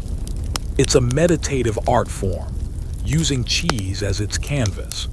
You begin to understand why the monks dedicated their lives to such seemingly mundane tasks. They were finding profound meaning and connection in the everyday. Your Cheddar the clairvoyant continues to weep, its tiny tears a silent testament to the changing humidity. You feel a sense of anticipation, wondering when the promised rain will arrive. You realize that you're not just learning about cheese. You're learning about patience, about observation, about the subtle rhythms of nature. It's a humbling and enriching experience, one that reshapes your perception of the world around you. You are becoming not just a monk, but a student of the atmosphere, with a cheese as your most trusted teacher. And you're pretty sure this is more interesting than learning Latin. The ambient sound of the larder, a subtle symphony of quiet creaks, distant monastery murmurs, and the almost imperceptible hum of fermentation, also plays a role in Brother Thomas's predictions. You've noticed his habit of pausing, cocking his head slightly, as if listening to an unseen conversation. "The cheese, young one," he whispers. "It sometimes sings. A faint, almost unheard song. It sings of the air's movement, of the winds preparing to stir." He explains that subtle changes in atmospheric pressure can affect the acoustics of the larder, amplifying or dampening certain sounds, or even creating new, almost inaudible resonances within the cheese itself. He clarifies that this isn't about hearing actual melodies, but rather discerning minute shifts in the overall sonic texture of the larder. A faint, high-pitched whine might signal an approaching high-pressure system, while a deeper, almost guttural thrum could indicate a low-pressure front. It's a highly intuitive and nuanced form of oral observation, requiring immense patience and a finely tuned ear. You try to emulate him, closing your eyes and focusing on the subtle sounds, but all you mostly hear is the occasional rumble of your own stomach. A mainstream historical fact that highlights the monks' observational prowess is their detailed knowledge of local flora and fauna. They understood how changes in animal behavior or plant growth often preceded weather events. Their understanding of the singing cheese can be seen as an extension of this holistic sensory approach, using another natural indicator to deepen their predictive capabilities. They truly used every available piece of information. Brother Thomas recounts a tale of a distant, unseen fire. "The cheeses," he recounts, his voice grave, "they began to hum with an unnatural fervor, a low, persistent vibration almost too faint to hear, yet undeniably present. It spoke of heat and of disturbance far away." He describes how they dispatched riders to investigate, and they returned with news of a large forest fire, miles away, the smoke and heat of which had subtly altered the atmospheric pressure in the region. "The cheese," he concludes, "it warned us of a danger we could not yet see, a whisper across the land." You feel a chill, realizing the profound implications of such subtle observation, a true early warning system. One quirky or fringe tidbit is the belief in some monastic communities that the song of the cheese was sometimes attributed to the souls of particularly devout cheesemakers who had passed on, guiding their living brethren from beyond. This spiritual dimension added another layer of reverence and mystique to the practice, reinforcing its importance within the monastic worldview. Imagine Brother Thomas saying, "Ah, Brother Bartholomew is singing us a warning today." Sounds like a strong easterly wind, and perhaps a slight chance of heavenly gruel. Historians still debate the true scientific basis of singing cheese. While it's known that air pressure changes can affect the resonance of enclosed spaces, and microbial activity within cheese does produce gases that could, theoretically, cause subtle vibrations, the consistent interpretation of these sounds as specific weather indicators remains largely anecdotal. It's possible that this was more of a subjective interpretation, a heightened state of awareness where subtle environmental cues were processed through an intuitive framework. It's a bit like when you think you hear your name called, but it's just the wind. You try to mimic Brother Thomas, pressing your ear gently against a large, firm wheel of cheese. You close your eyes, focusing all your attention on the subtle vibrations. At first, you hear nothing. Then a faint, almost imperceptible thrum like a distant heartbeat. You hold your breath, trying to determine if it's your imagination or a genuine resonance. It's incredibly subtle, requiring immense concentration. You realize that this isn't a skill one acquires overnight. It's a lifetime of dedicated listening, of training your ears to perceive the unseen. He chuckles softly. Of course, young one, sometimes the cheese just groans because it's had a long day of aging. Can't blame it, can you? Being a cheese is hard work. You smile, appreciating his lightheartedness. It reminds you that even in their rigorous pursuit of knowledge, there's always room for empathy and a touch of humor. The quiet of the larder allows for a deep focus, a heightened awareness of your surroundings. You find yourself noticing the subtle shifts in the air, the faint echoes from other parts of the monastery, and even the internal sounds of your own body, all contributing to your perception of the larder's overall acoustic signature. You understand that the monks weren't just listening to the cheese. They were listening to the entire environment, using the cheese as a focal point for their sensory attention. Your own Cheddar the clairvoyant feels remarkably still today. You press your ear against it, but detect no discernible hum or thrum. Perhaps this means settled weather, a period of calm. You make a mental note, comparing it to your earlier visual and tactile observations. You're beginning to synthesize all these different sensory inputs, weaving them into a cohesive understanding of the impending weather. It's a complex dance of observation and interpretation, a skill that feels both ancient and profoundly relevant. You're becoming a true cheese conductor, orchestrating the symphony of the atmosphere, and hoping it doesn't play a sad, rainy song. The consistency of the cheese, specifically its internal texture and porosity, is yet another layer of data in the monk's complex meteorological system. Brother Thomas explains that while they rarely cut into their precious aged wheels for mere observation, they would carefully examine any cheeses that were open for consumption, making mental notes on their internal structure. The interior, young one, he clarifies, it holds the deepest truths. It is a record of the long journey through the seasons. He describes how a particularly dense, solid interior might suggest a prolonged period of stable weather, while a more open, porous texture could indicate fluctuating temperatures or periods of high humidity. He also explains how the presence and distribution of eyes, the holes in certain types of cheese, like Swiss or Emmental, could offer clues. Larger, unevenly distributed eyes might suggest rapid gas production due to sudden temperature changes, hinting at volatile weather. Smaller, uniform eyes, on the other hand, would indicate a more stable fermentation process, characteristic of settled atmospheric conditions. It's like examining the geological layers of the earth, but instead of rocks, it's dairy. Imagine a monk with a tiny magnifying glass peering into a cheese hole. Aha! A low-pressure system followed by a delightful period of small, uniform eyes. A mainstream historical fact you now grasp fully is the importance of sustainable agriculture in medieval life.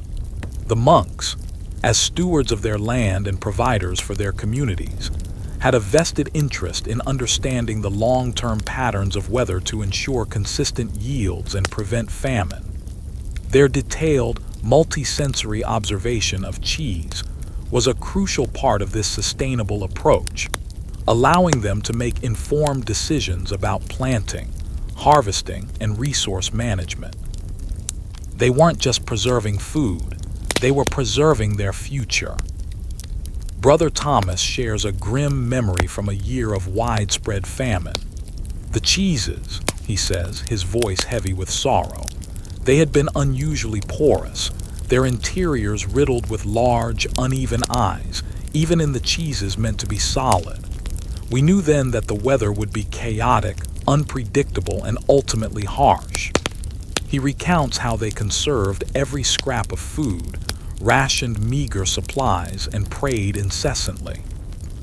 And indeed, he continues, the year was marked by sudden freezes, scorching droughts, and unseasonal floods.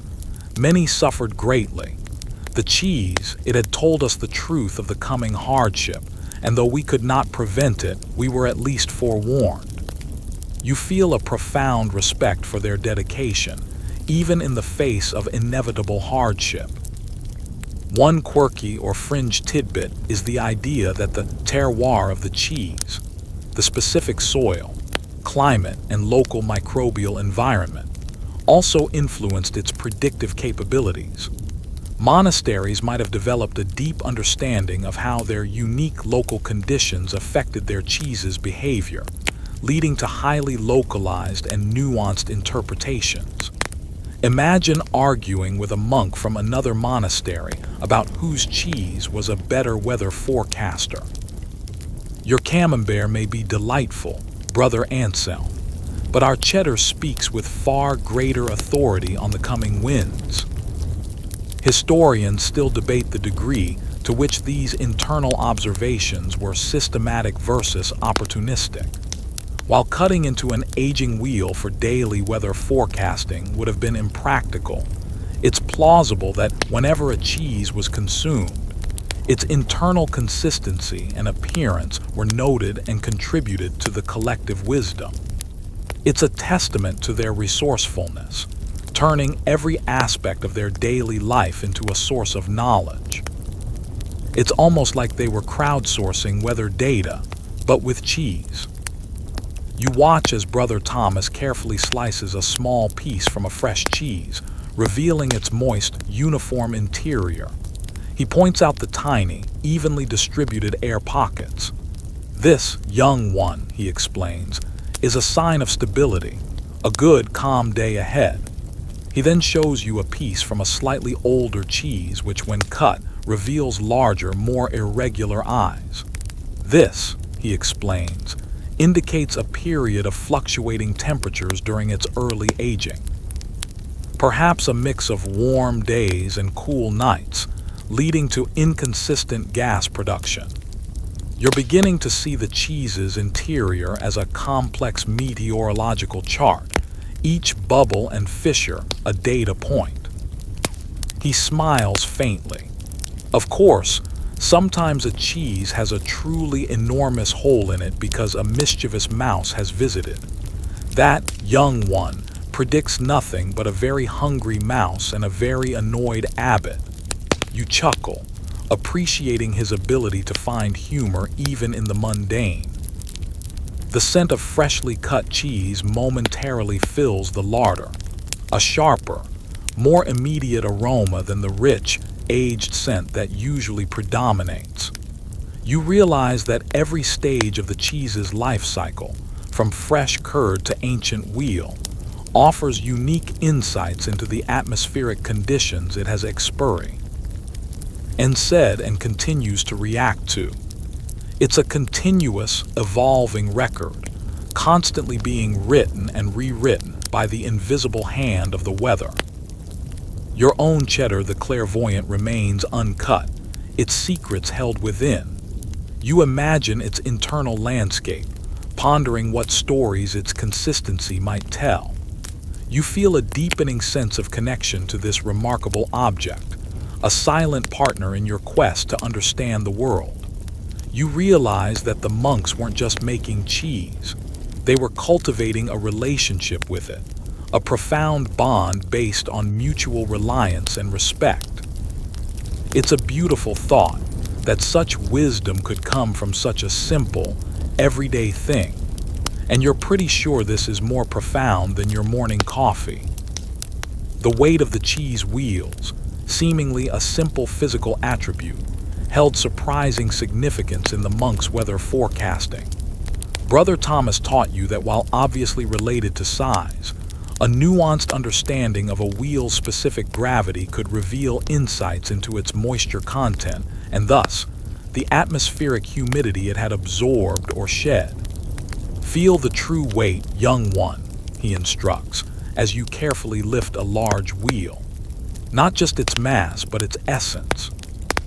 Does it feel heavier than its appearance suggests, or lighter? He explains that a cheese that felt unusually heavy for its size might indicate a period of sustained high humidity, causing it to retain more moisture. Conversely, a cheese that felt lighter than expected might point to prolonged dry conditions and significant moisture loss. He elucidates that this wasn't about precise measurements with scales, which they didn't have in a standardized form, but about a trained, intuitive sense of touch and comparison. They would lift various cheeses of similar age and type, comparing their perceived weights, noting the subtle differences that signaled changes in atmospheric moisture. It was a physical, almost athletic form of meteorology, where their own bodies acted as calibrated instruments. Imagine a monk doing bicep curls with a wheel of Gouda declaring, "Ah, definitely a high-pressure system coming in. My biceps confirm it." A mainstream historical fact reinforcing this is the medieval emphasis on embodied knowledge, learning through direct experience and sensory engagement. Craftsmen, farmers, and indeed monks developed highly sophisticated intuitive skills through years of practical work. Their ability to feel the weather through the cheese was an extension of this deep, embodied understanding of their environment. Their hands were their primary tools of inquiry. Brother Thomas recounts a story about a crucial decision made during a lean winter. The cheeses, he says, a flicker of pride in his eyes. They felt heavy, unnaturally so for the time of year. It told us of a winter less severe than feared, less drying winds, perhaps even a thaw to come. He describes how this insight allowed them to conserve their precious animal fodder, knowing that the pastures would green earlier than expected. Those who followed the old prophecies of a bitter, endless cold, he concludes, they exhausted their stores. But we, guided by the subtle weight of the cheese, were prepared for a milder transition. You realize the immense practical impact of such an intuitive, seemingly simple observation. One quirky or fringe tidbit is the concept of seasonal cheese weights. Some monastic communities reportedly developed a mental database of how much certain types of cheese should feel at different times of the year, allowing them to instantly recognize anomalies that might indicate unusual weather patterns. It was a highly personalized, almost subjective system, yet remarkably effective for their needs. Imagine a monk closing his eyes, holding a cheese and confidently announcing, This feels like a mid-March cheddar, but it's only February. Something is amiss with the spring. Historians still debate the degree of consistency in these subjective weight assessments. While human perception of weight can be influenced by various factors, repeated practice and shared experience within a monastic community could have led to a collective, refined sense of what was normal for a cheese's weight at a given time. It's a fascinating example of how informal, intuitive knowledge systems can become highly effective through communal validation. It's like when you just know how much flour to add to a recipe without measuring. You carefully lift your cheddar the clairvoyant, trying to discern its true weight. It feels normal. But then you lift another cheese of similar size that Brother Thomas points to, and you immediately notice a subtle difference. The other cheese feels faintly lighter, almost hollower, despite being visibly similar. You bring your cheddar back to your hands, and now, with the comparison, you perceive a subtle increase in its heft. It feels denser, more solid. You remember Brother Thomas's words: heavier means more moisture, a sign of humid air. You feel a thrill of understanding, a new sense unlocked. He smiles. Of course, young one, sometimes a cheese is heavy because someone hid a particularly dense prayer book inside it to get out of chores. But that, young one, predicts only a very tired novice. You chuckle, appreciating his playful spirit and his ability to see the humorous side of monastic life. The quiet concentration required for this tactile assessment deepens your immersion in the larder's atmosphere. You realize that every interaction with the cheese, lifting, turning, touching, is a continuous act of observation, a constant flow of information. You're not just passively receiving knowledge, you're actively seeking it, engaging with the cheese on a deeper, more intuitive level. It's a dance between observer and observed, where both learn from the interaction. Your cheddar the clairvoyant feels heavier today, its subtle increase in density confirming your earlier observations about its damp rind. You are building a mental picture, piece by piece, of the impending weather, using the cheese as your guide. It's a profound realization that such a humble object can hold so many secrets, so much wisdom. You feel a sense of gratitude for this unique education, a privilege to learn the ancient art of cheese-based prognostication. You also realize your grip strength is probably improving from all this cheese lifting. Bonus: the surface texture of the cheese, beyond just its dampness or dryness, offers a wealth of subtle information, a complex tactile language that Brother Thomas teaches you to interpret. He explains that the presence of certain granularities, the feeling of grain on the rind, or the smoothness or roughness of its surface, all contribute to the cheese's meteorological message. Feel for the subtle bumps, young one, he instructs, guiding your fingers over a particularly ancient wheel. The slightest irregularity. They speak of changes in the air, of dust, of subtle shifts in the flow of the wind through the larder. He clarifies that a very smooth, almost waxy rind might indicate prolonged, stable conditions, where the cheese has aged undisturbed.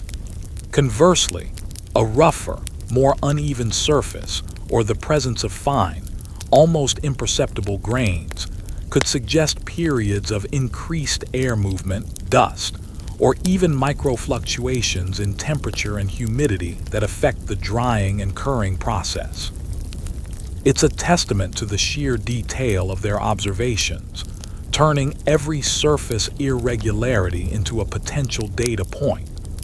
Imagine inspecting a wheel of Parmesan like a forensic scientist, looking for microscopic clues. A mainstream historical fact you consider is the medieval fascination with cycles and patterns in nature. From the predictable cycle of the seasons to the movement of celestial bodies, they sought to understand and predict recurring phenomena. Their observations of cheese surface textures fit into this broader worldview, recognizing patterns on a micro scale that reflected larger atmospheric rhythms. They were seeking order in a chaotic world and finding it in surprising places. Brother Thomas recounts a story about a rare, prolonged period of dry, dusty winds. The cheeses, he recalls, his voice a little dry, their rinds became unusually gritty, almost like sandpaper. A fine, almost invisible dust seemed to cling to them, even within the larder. It was a sign of the winds, of the parched earth outside.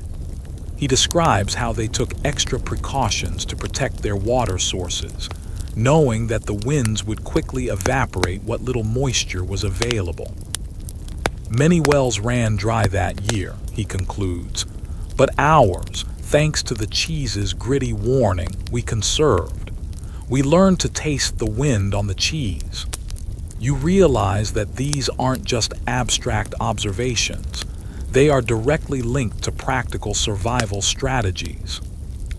One quirky or fringe tidbit is the idea that the spirit of the cheese was believed to be more active and communicative when its surface was particularly dynamic, showing new textures or patterns.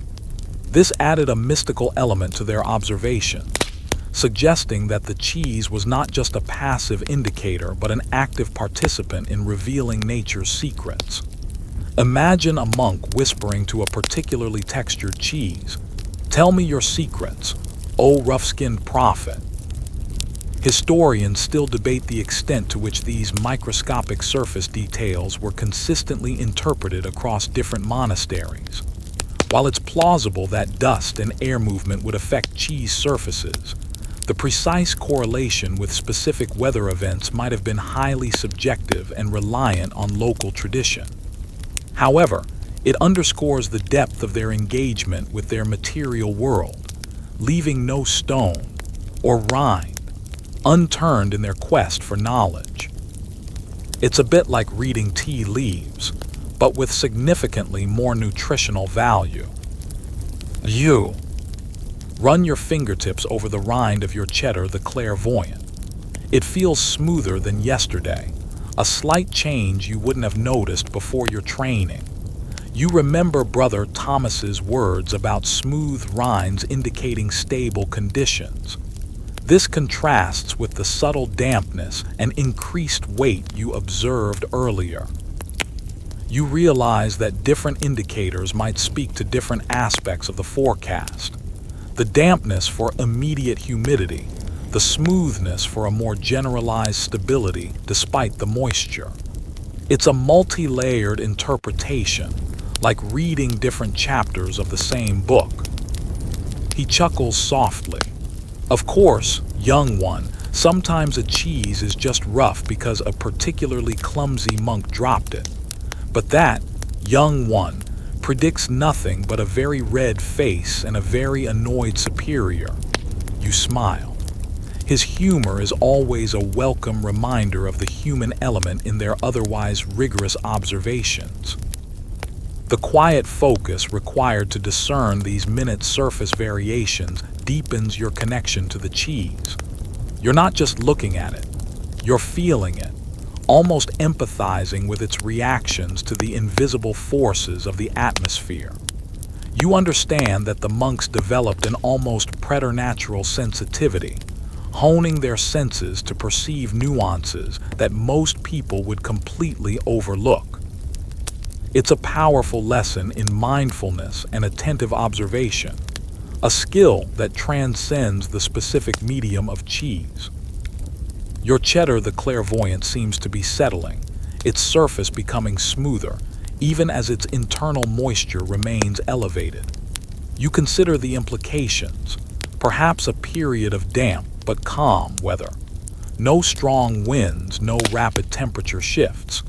You're beginning to weave together the various strands of information, building a cohesive narrative of the impending weather. It's a satisfying feeling, unlocking the secrets held within this unassuming dairy product. You're becoming a detective of the atmosphere, with cheese as your silent witness. And you're pretty sure this is more exciting than solving a monastic mystery involving a missing hymn book. The concept of cheese luminescence, a subtle, almost imperceptible glow or lack thereof, fascinated you as Brother Thomas introduced it. He explained that in the deepest darkness of the larder, away from any light source, certain cheeses would exhibit a faint, ethereal glow, or conversely, absorb light more intensely, becoming exceptionally dark. "It is the very spirit of the cheese, young one," he whispers, pulling you into the darkest corner of the larder, reflecting the light of the atmosphere. A vibrant glow, a clear sky, a profound darkness, a heavy cloud. He clarifies that this wasn't about bioluminescence in the modern scientific sense, but rather a perceived quality of the cheese's surface and its interaction with ambient light, even the faintest residual light that permeated the stone walls. A cheese that appeared to shine more intensely in the dimness was believed to indicate clear skies and stable atmospheric pressure, as light would reflect more readily off its dry, crystalline surface. Conversely, a cheese that appeared unusually dark, absorbing light, suggested heavy, moisture-laden air and impending clouds or rain. It's a highly subjective, almost mystical observation, but one that the monks clearly placed great stock in. A mainstream historical fact that lends context to this is the medieval worldview's integration of the spiritual and the material. Phenomena that we might now explain scientifically were often interpreted through a lens of divine or natural forces. Cheese luminescence fits this framework, where a perceived visual quality of the cheese became a sign, a symbolic message from a higher power or from nature itself. They saw omens everywhere, even in their daring. Brother Thomas recounts a particularly vivid memory of a total solar eclipse. "The cheeses," he says, his voice hushed with reverence, "they grew profoundly dark, absorbing all light, even before the sun was fully obscured. A profound shadow fell upon them, mirroring the sky above." He describes how the monks gathered, awestruck, witnessing the celestial event, their predictions confirmed by the silent testimony of the cheese. "It was a humbling reminder," he concludes, "that even in the grandest cosmic dance, the cheese speaks its small truth, a reflection of the greater mysteries." You feel a shiver of connection to that ancient moment, imagining the monks witnessing both the celestial and the dairy phenomenon simultaneously. One quirky or fringe tidbit is the belief in some monastic communities that certain types of cheese, particularly those with higher fat content or specific microbial cultures, possessed a naturally greater luminescence, and were thus more reliable for this particular form of forecasting. These cheeses might have been specially cultivated or reserved for this purpose, held in particular regard. Imagine a special eclipse cheese that only comes out during celestial events, glowing faintly in the monastic darkness. Historians still debate the actual scientific basis for cheese luminescence. While changes in surface moisture and mold growth could indeed affect light reflection, the highly subjective nature of this observation makes it difficult to verify empirically. It's more likely a manifestation of pareidolia, where the mind perceives patterns or qualities that aren't strictly there, combined with a strong belief system. However, for the monks, it was a legitimate and valued part of their predictive arsenal. It's a bit like seeing shapes in the clouds, but with more conviction and daring. You stand in the deepest, darkest part of the larder with Brother Thomas, your eyes slowly adjusting to the profound dimness. He points to a large, aged wheel, and slowly your eyes begin to perceive a faint, almost ghostly shimmer on its surface, a subtle, ethereal glow. It's not bright, not like a lantern, but a distinct luminosity against the deeper darkness of the room.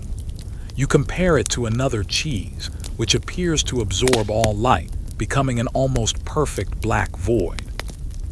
You realize that this is not about absolute brightness, but about relative differences, the subtle interplay of light and shadow on the cheese's surface. He chuckles softly. Of course, young one, sometimes a cheese glows because a firefly has gotten lost in the larder. That, young one, predicts nothing but a very confused insect and a very startled monk. You smile, appreciating his ability to inject humor into even the most mystical observations. The profound silence of the larder, broken only by your breathing and the gentle whispers of Brother Thomas, amplifies your sensory perception. You feel a sense of calm, a connection to the quiet rhythms of the earth and sky, as reflected in the silent language of the cheese. You understand that this is not just about prediction. It's about a deep, almost spiritual attunement to nature, a way of finding meaning and connection in the everyday world. Your cheddar the clairvoyant is resting in your cell, and you wonder about its own subtle luminescence. You resolve to observe it in complete darkness tonight, to see if it holds this particular secret as well. You feel a sense of excitement, a continuous unfolding of discovery in this unexpected realm of cheese-based meteorology.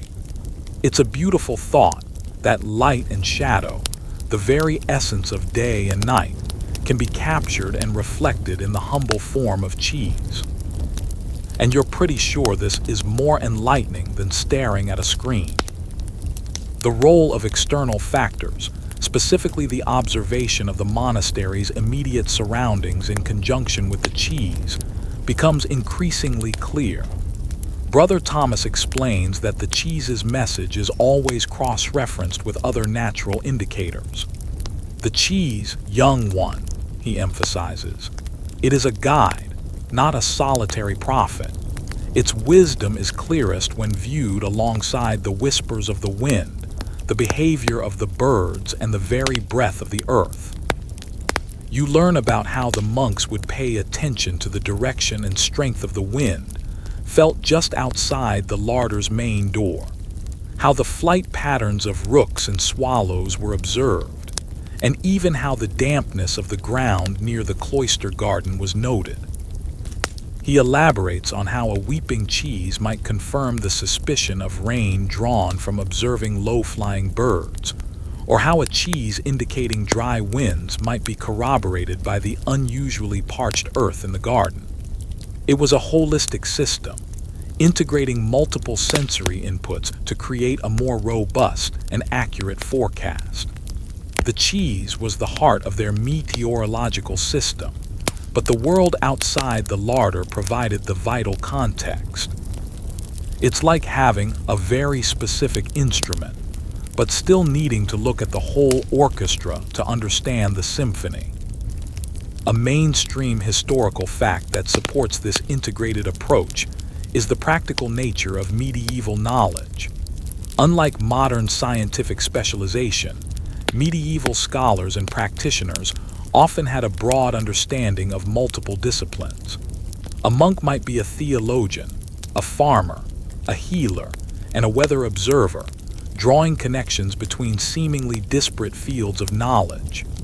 This interdisciplinary approach was crucial for their survival and understanding of the complex world around them. Brother Thomas recounts a memory of a harsh, unseasonal frost.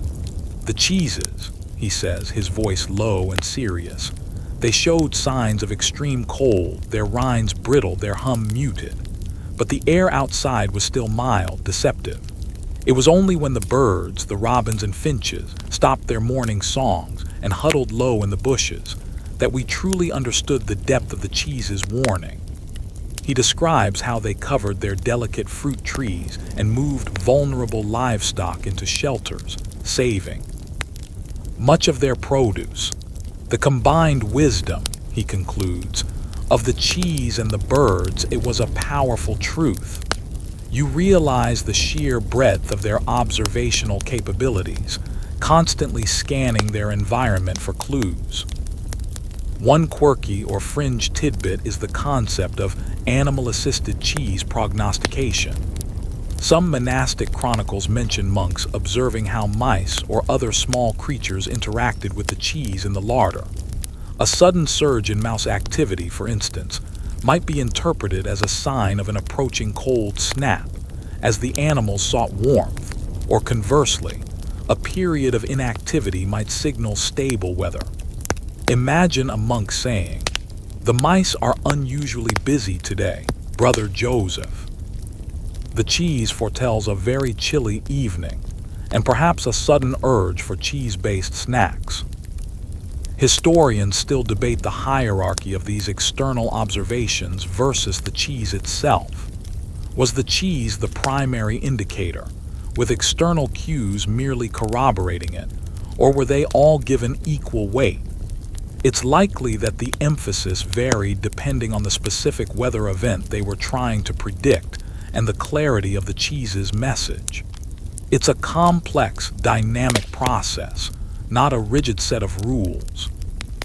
It's like trying to figure out if your dog wants a walk based on its tail wag, its bark, and the way it looks at the leash, all equally important. You and Brother Thomas step just outside the larder into the cloister garden. The air feels cool and still. He points to a small puddle from yesterday's rain, now almost entirely evaporated. "See, young one," he says, "the speed of evaporation, the dryness of the earth. These corroborate the cheese's message of drying winds." You also notice a flock of sparrows unusually agitated, flitting from bush to bush with nervous chirps. You remember Brother Thomas's earlier lessons on bird behavior. They too are predicting something. He chuckles softly. Of course, sometimes the birds are just agitated because Brother Peter has decided to practice his terrible singing. That young one predicts nothing but a lot of very annoyed birds. You smile, appreciating his ongoing ability to find humor in everyday monastic life, even in the midst of serious observation. The act of combining these different observations, weaving them into a cohesive understanding, feels like a complex puzzle. You're learning to synthesize disparate pieces of information, to see the interconnectedness of all things in nature. The cheese is a window, but the world outside provides the landscape. It's a humbling realization that despite their limited technology, the monks possessed a profound ecological wisdom, a deep attunement to their environment that many modern societies have lost. Your Cheddar the clairvoyant, still in your cell, continues to show signs of humidity, but you also remember the dryness of the garden path. You wonder how these seemingly contradictory signs reconcile. Perhaps it means a period of high humidity without significant rain, or a localized pocket of dampness. You realize that this art of prediction is not about absolute certainty, but about nuanced interpretation, about understanding probabilities. It's a continuous learning process, a never-ending dialogue with nature, mediated by cheese. And you're pretty sure this is more profound than arguing about the weather with your neighbor. The concept of cheese dreams, while not a literal interpretation of a sleeping cheese, refers to Brother Thomas's method of interpreting the subtle, almost dreamlike changes in the cheese overnight, when the monastery is quiet and the larder is undisturbed. "The night, young one," he explains, his voice hushed in the quiet of the morning larder.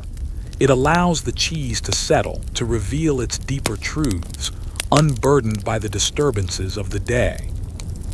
He describes how he would visit the larder in the early hours before dawn, when the air was coldest and stillest, to observe how the cheese had reacted to the overnight atmospheric changes.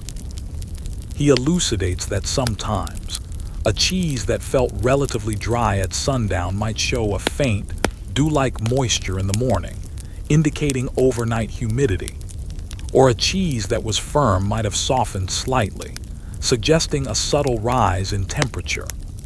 These cheese dreams were considered particularly reliable, as they reflected the undisturbed, natural progression of atmospheric conditions during the hours of darkness. It was a form of nighttime data collection, using the cheese as a passive recorder of environmental shifts. Imagine a monk tiptoeing into the larder in the dead of night, lantern in hand, to check on the sleeping cheese. SHH, don't wake the Parmesan, it's dreaming of a thunderstorm. A mainstream historical fact that adds weight to this practice is the medieval emphasis on cycles of rest and activity, both for humans and for nature. They understood that processes like fermentation, plant growth, and even weather patterns unfolded according to their own rhythms, and observing these undisturbed cycles offered deeper insights. The cheese dream concept fit perfectly into this cyclical worldview. Brother Thomas recounts a story about a crucial decision regarding planting. The cheeses, he remembers, his voice soft, they spoke of a deceptive stillness overnight. No frost, no unexpected dampness. It was a dream of calm, a dream of warmth, even though the daytime had been cool.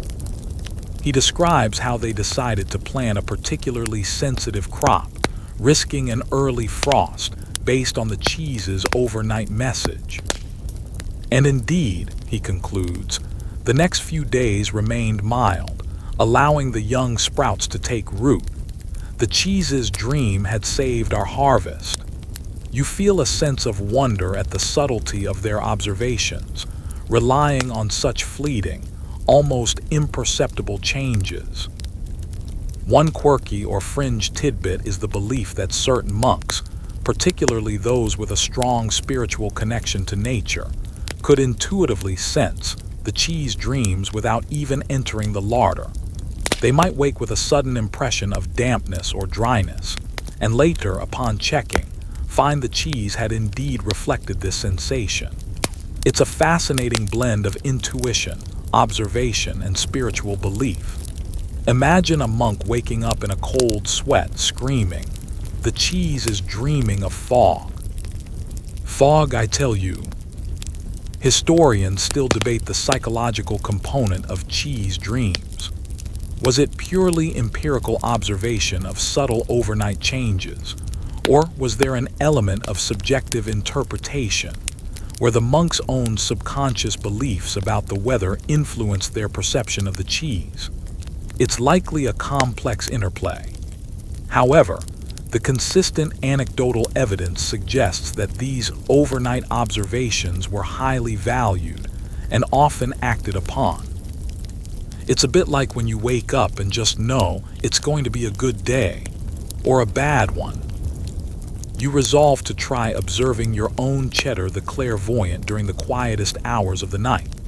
You're beginning to understand that true mastery of this art requires a constant, almost obsessive attention to detail, a willingness to engage with the cheese at all hours, under all conditions.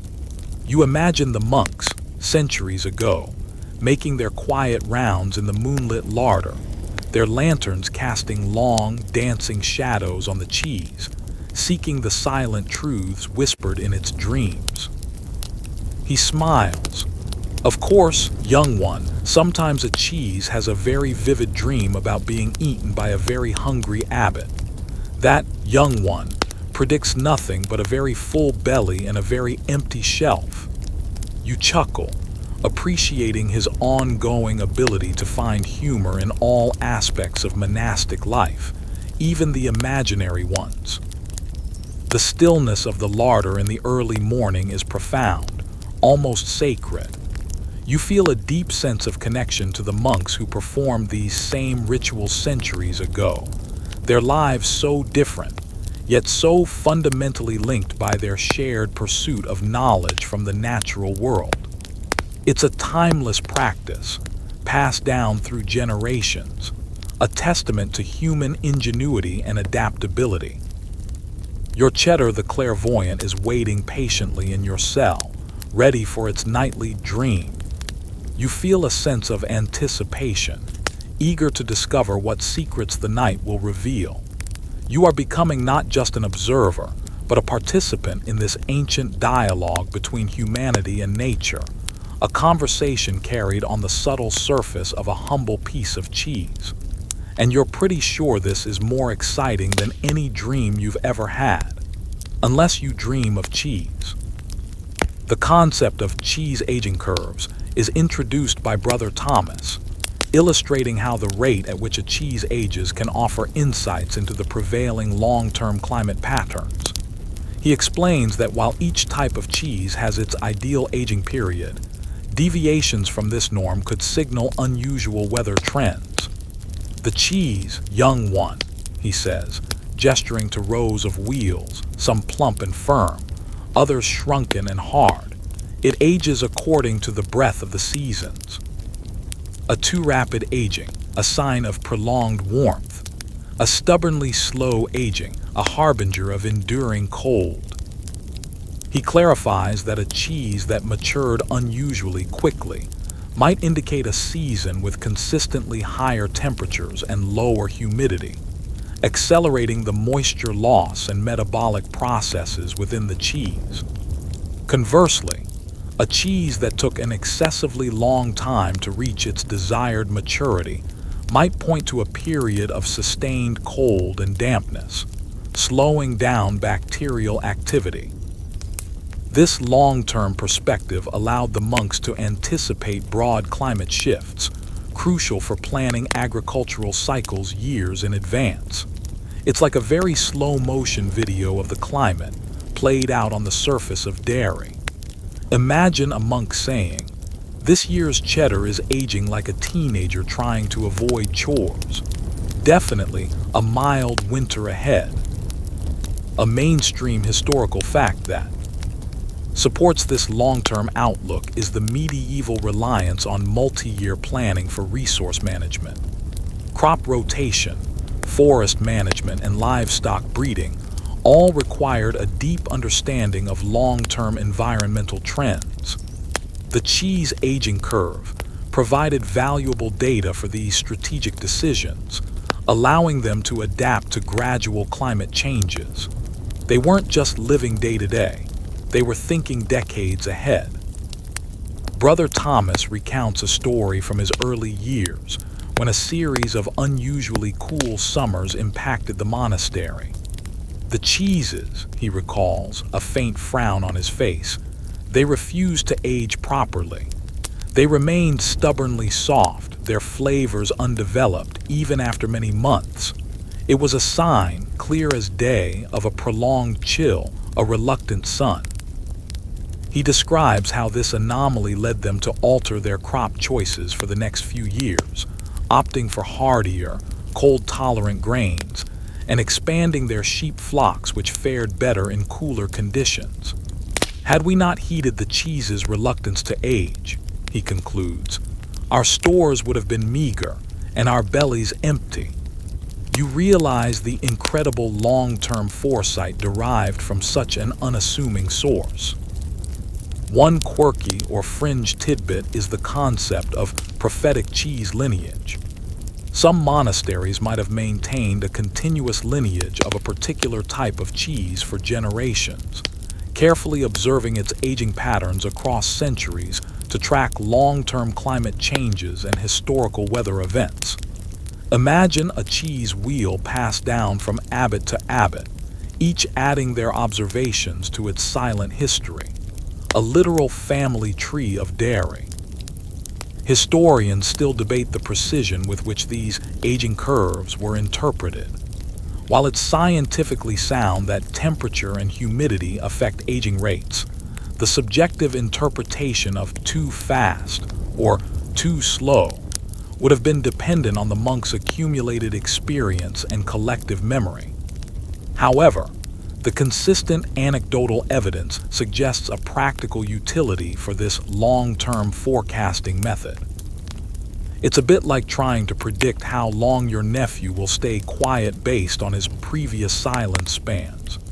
You have data, but it's still mostly a guess. You observe various cheeses at different stages of aging. Brother Thomas points to a newly made wheel that seems to be firming up unusually quickly. "See this young one?" he asks. It speaks of a quickening, a promise of warmth, perhaps an early, gentle spring.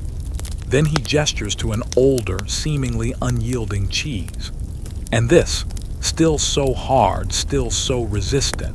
It remembers the long, cold winter, and it tells us it will be a while before true warmth arrives." You're beginning to see the cheeses not just as individual entities, but as part of a grand, unfolding narrative of seasons and climate. He chuckles softly. "Of course, young one, sometimes a cheese ages slowly because Brother Cuthbert keeps sneaking bites when no one is looking. That young one predicts nothing but a very plump Cuthbert and a very shrunken cheese." You smile, appreciating his unwavering ability to find humor in the most human of flaws, even in the solemn environment of the larder. The sheer patience required for these long-term observations is remarkable. It's not about immediate gratification or quick answers. It's about slow, sustained attention, about allowing the rhythms of nature to unfold on their own timeline. You realize that the monks were masters of patience, understanding that true wisdom often reveals itself gradually, over long periods of observation and contemplation. Your Cheddar the clairvoyant, still relatively young, continues to mature. You wonder what its own aging curve will tell you in the coming months. Will it confirm the subtle predictions of immediate humidity, or reveal a longer-term trend of warming? You feel a profound sense of continuity, a connection to the generations of monks who have stood in this very spot, their lives intertwined with the slow, deliberate dance of cheese and climate. It's a powerful testament to the enduring human quest for understanding, a quest that can find profound answers in the most humble of places. And you're pretty sure this is more insightful than reading your horoscope. The final, and perhaps most subtle, aspect of monastic weather prognostication through cheese lies in the concept of cheese dreams, not as in overnight changes, but as in the very form and appearance of the cheese being a reflection of a collective atmospheric mood or disposition. Brother Thomas explains that this is the most intuitive and subjective layer of their practice, almost bordering on the spiritual. "The cheese, young one," he says, his voice almost a whisper. "It holds the very essence of the air, its temperament. A calm, even cheese, a calm sky. A troubled, irregular cheese, a restless, uncertain atmosphere." He clarifies that this involves a holistic, almost artistic interpretation of the cheese's overall appearance. A perfectly round, smooth, evenly colored cheese might be seen as reflecting a period of sustained, predictable weather. Conversely, a cheese with an irregular shape, uneven rind, or unusual blotches of mold might be interpreted as a sign of volatile, unpredictable weather patterns. It's about discerning the personality of the cheese and seeing it as a microcosm of the larger atmospheric mood. Imagine a monk gazing pensively at a lump of blue cheese. "Ah, the Roquefort feels melancholic today. I foresee a week of existential dread and scattered showers." A mainstream historical fact that supports this holistic view is the medieval understanding of the cosmos as an interconnected whole, where earthly phenomena were often seen as reflections of celestial events or divine will. The cheese mood concept fits this framework, where the cheese became a symbolic representation of the broader cosmic order or disorder of the weather. They saw patterns and meaning in everything. Brother Thomas recounts a profound moment from his youth. "There was a time," he begins, his eyes distant, when all the cheeses in the larder, regardless of age or type, seemed to develop a strange, almost sickly pallor and an unusual, irregular growth of mold. It was unsettling. We had never seen such a thing across so many cheeses. It felt troubled. He describes how, shortly after, a devastating plague swept through the region, bringing not just illness but also extreme, unpredictable weather that compounded the suffering. The cheese, he concludes, his voice solemn, it had reflected the very illness of the land, the profound disharmony of the times. It was a warning, a lament, a cry from the earth itself. You feel a chill, a sense of the immense weight of their responsibility, reading such profound, almost existential messages from their humble cheese. One quirky or fringe tidbit is the belief that a cheese could sometimes sing, a warning of an approaching plague or famine, not just through sound, but through its entire visual and tactile disposition, reflecting the sickness of the land itself. This highly spiritual interpretation elevated the cheese from a mere weather instrument to a sacred oracle, capable of foretelling catastrophic events. Imagine a monastery in crisis, gathered around a particularly sickly-looking cheese, praying for guidance. Historians still debate the extent to which these highly subjective interpretations were genuinely predictive, or more a reflection of pre-existing anxieties and confirmation bias. However, the powerful anecdotal evidence and the deep reverence with which these cheese moods were regarded suggest that, for the monks, they were undeniably real and impactful. It's a powerful example of how belief systems can shape perception and create meaning in the face of uncertainty.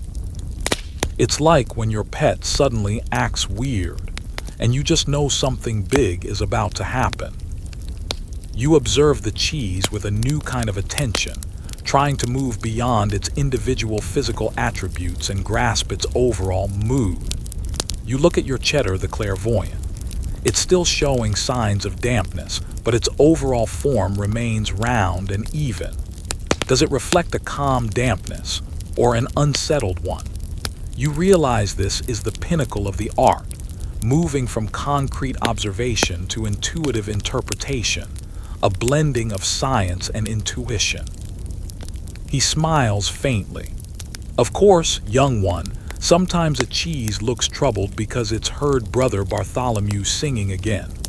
That young one predicts nothing but a very quiet monastery and perhaps a few more monks wearing earplugs. You chuckle, grateful for his humor, which provides a grounding force in the face of such profound and sometimes unsettling observations. The quiet, contemplative atmosphere of the larder fosters a deep sense of introspection. You realize that this journey into cheese-based meteorology is not just about predicting the weather. It's about understanding the interconnectedness of all things, about finding meaning in the seemingly mundane, and about developing a profound sensitivity to the subtle rhythms of the natural world. It's a spiritual journey, disguised as daring. Your cheddar, the clairvoyant in your cell, seems to emanate a quiet, steady confidence. You feel a sense of calm from it, a reassurance that despite the humidity, the overall mood of the atmosphere is stable. You realize that your relationship with the cheese has evolved beyond mere scientific inquiry. It has become a source of comfort, a silent companion in your monastic life. You're not just learning to read the cheese, you're learning to listen to yourself and to the profound wisdom embedded in the world around you. And you're pretty sure this is more profound than any self-help book. As your time in the monastic larder draws to a close, Brother Thomas imparts his final, most profound lesson, the ultimate purpose of cheese bee. Asked whether prognostication, it is not merely about knowing what will come, young one, he says, his voice resonating with centuries of accumulated wisdom, but about living in harmony with it. The cheese teaches us humility in the face of nature and gratitude for its bounty, whatever it may bring. He explains that all the observations, the meticulous attention to detail, the intuitive interpretations, served a greater purpose than mere prediction. They fostered a deep respect for the rhythms of the earth and sky, cultivating a spirit of adaptability and resilience within the monastic community. He elaborates that the ability to anticipate floods meant they could prepare, saving lives and resources, not just passively suffering. The knowledge of impending droughts meant they could conserve, valuing every drop of water. The warnings of harsh winters allowed them to gather warmth and sustenance, transforming fear into preparedness.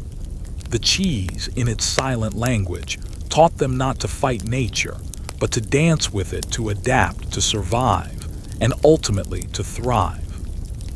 It's a philosophy born of necessity but elevated by wisdom. Imagine a monastery slogan: "We don't predict the future, we just help you prepare for it with cheese." A mainstream historical fact that encapsulates this final lesson is the medieval understanding of providence and human agency. While they believed in divine will, they also understood the importance of human action and ingenuity in response to environmental challenges. The monks' cheese-based forecasting was a perfect example of this balance, seeking to understand divine patterns, the weather, through empirical observation, and then using that knowledge to act responsibly and wisely. Brother Thomas shares a quiet, personal reflection, his gaze sweeping over the rows of cheeses that have been his lifelong companions. "I have seen many seasons, young one," he muses, "many triumphs and many hardships, and through it all the cheese has been my steadfast guide. It has taught me patience, observation, and the quiet dignity of simply being. It has taught me to listen, truly listen, to the world around me, and to trust in the subtle wisdom of creation." You feel a sense of profound admiration for this gentle, wise man who has dedicated his life to such an unusual, yet deeply meaningful, pursuit. One quirky or fringe tidbit is the concept of a cheese oracle for personal guidance. Some monks, after years of intense observation, were said to consult specific cheeses for guidance on personal matters or monastic decisions, believing the cheese's mood or appearance could reflect broader truths about their path. While undoubtedly subjective, it highlights the deep, almost sacred connection they formed with these living indicators. Imagine asking a wheel of Stilton for career advice. The blue veins indicate a tumultuous path, Brother Timothy, but ultimately a very strong flavor profile. Historians still debate the long-term impact of these specific cheese-based methods on medieval climate understanding. While direct, empirical data from the period is scarce, the persistence of these practices in monastic chronicles suggests they provided a valuable, if informal, contribution to local meteorological knowledge. It underscores the diverse ways in which knowledge was acquired and transmitted in pre-modern societies. It's a fascinating example of how humans adapt and innovate with the tools they have. You stand beside Brother Thomas, taking one last lingering look at the vast expanse of cheese. The aroma, once just cheese, now feels like a complex perfume of humidity, warmth, coolness, and subtle decay, a living, breathing map of the atmosphere. You run your hand over a rind, feeling its familiar texture, and you realize that you too have changed. Your senses are sharper, your mind more attuned to the subtle whispers of nature. The cheese has been your teacher, revealing not just the weather, but a deeper way of seeing, of being present. He smiles. And of course, young one, sometimes the cheese simply tells us that it's time for lunch. That, young one, is perhaps the most reliable prediction of all. He winks, and you laugh, a genuine, heartfelt laugh that echoes slightly in the cavernous larder. The silence that follows is not empty. It is filled with the resonance of shared knowledge, of ancient wisdom, and of a quiet, profound understanding. You realize that your journey into cheese-based meteorology has been more than just a lesson in forecasting. It has been a lesson in life itself. It's about observation, patience, adaptation, and finding meaning in the most unexpected of places. You leave the larder, the image of the silent, prophetic cheeses etched in your mind, carrying with you a piece of their ancient wisdom. You know that even without the physical presence of the monastery, you will forever carry the spirit of the cheese, guiding you to a deeper understanding of the W. Orled around you, and you might just keep a small piece of cheese in your pocket, just in case. So as the last echoes of our story fade, you find yourself back in your own room, the scent of aged cheese perhaps lingering faintly in your imagination. The world outside is quiet now, the day's worries slowly receding into the twilight. You can almost feel the gentle hum of the monastery, the quiet wisdom of Brother Thomas, and the subtle whispers of the cheese, all settling around you like a soft blanket. Allow yourself to drift, to let the images of flickering candlelight and ancient stone halls fill your mind. Imagine the cool, damp air of the larder, the rows of silent, knowing cheeses, each one a tiny world of secrets, patiently waiting to reveal the wisdom of the sky. Let your breath become as slow and steady as the aging of a great wheel of cheese, each inhale and exhale a gentle turning of time. Feel the calm descend, a quiet peace that envelops you completely. The work is done, the lessons learned, and now it's time for rest. Let your thoughts soften, your muscles relax, and your mind wander into the comforting darkness. Sleep deeply, sleep peacefully, and perhaps tonight, your own dreams will be filled with the quiet magic of the medieval world and the silent, wise whispers of the cheese. Good night.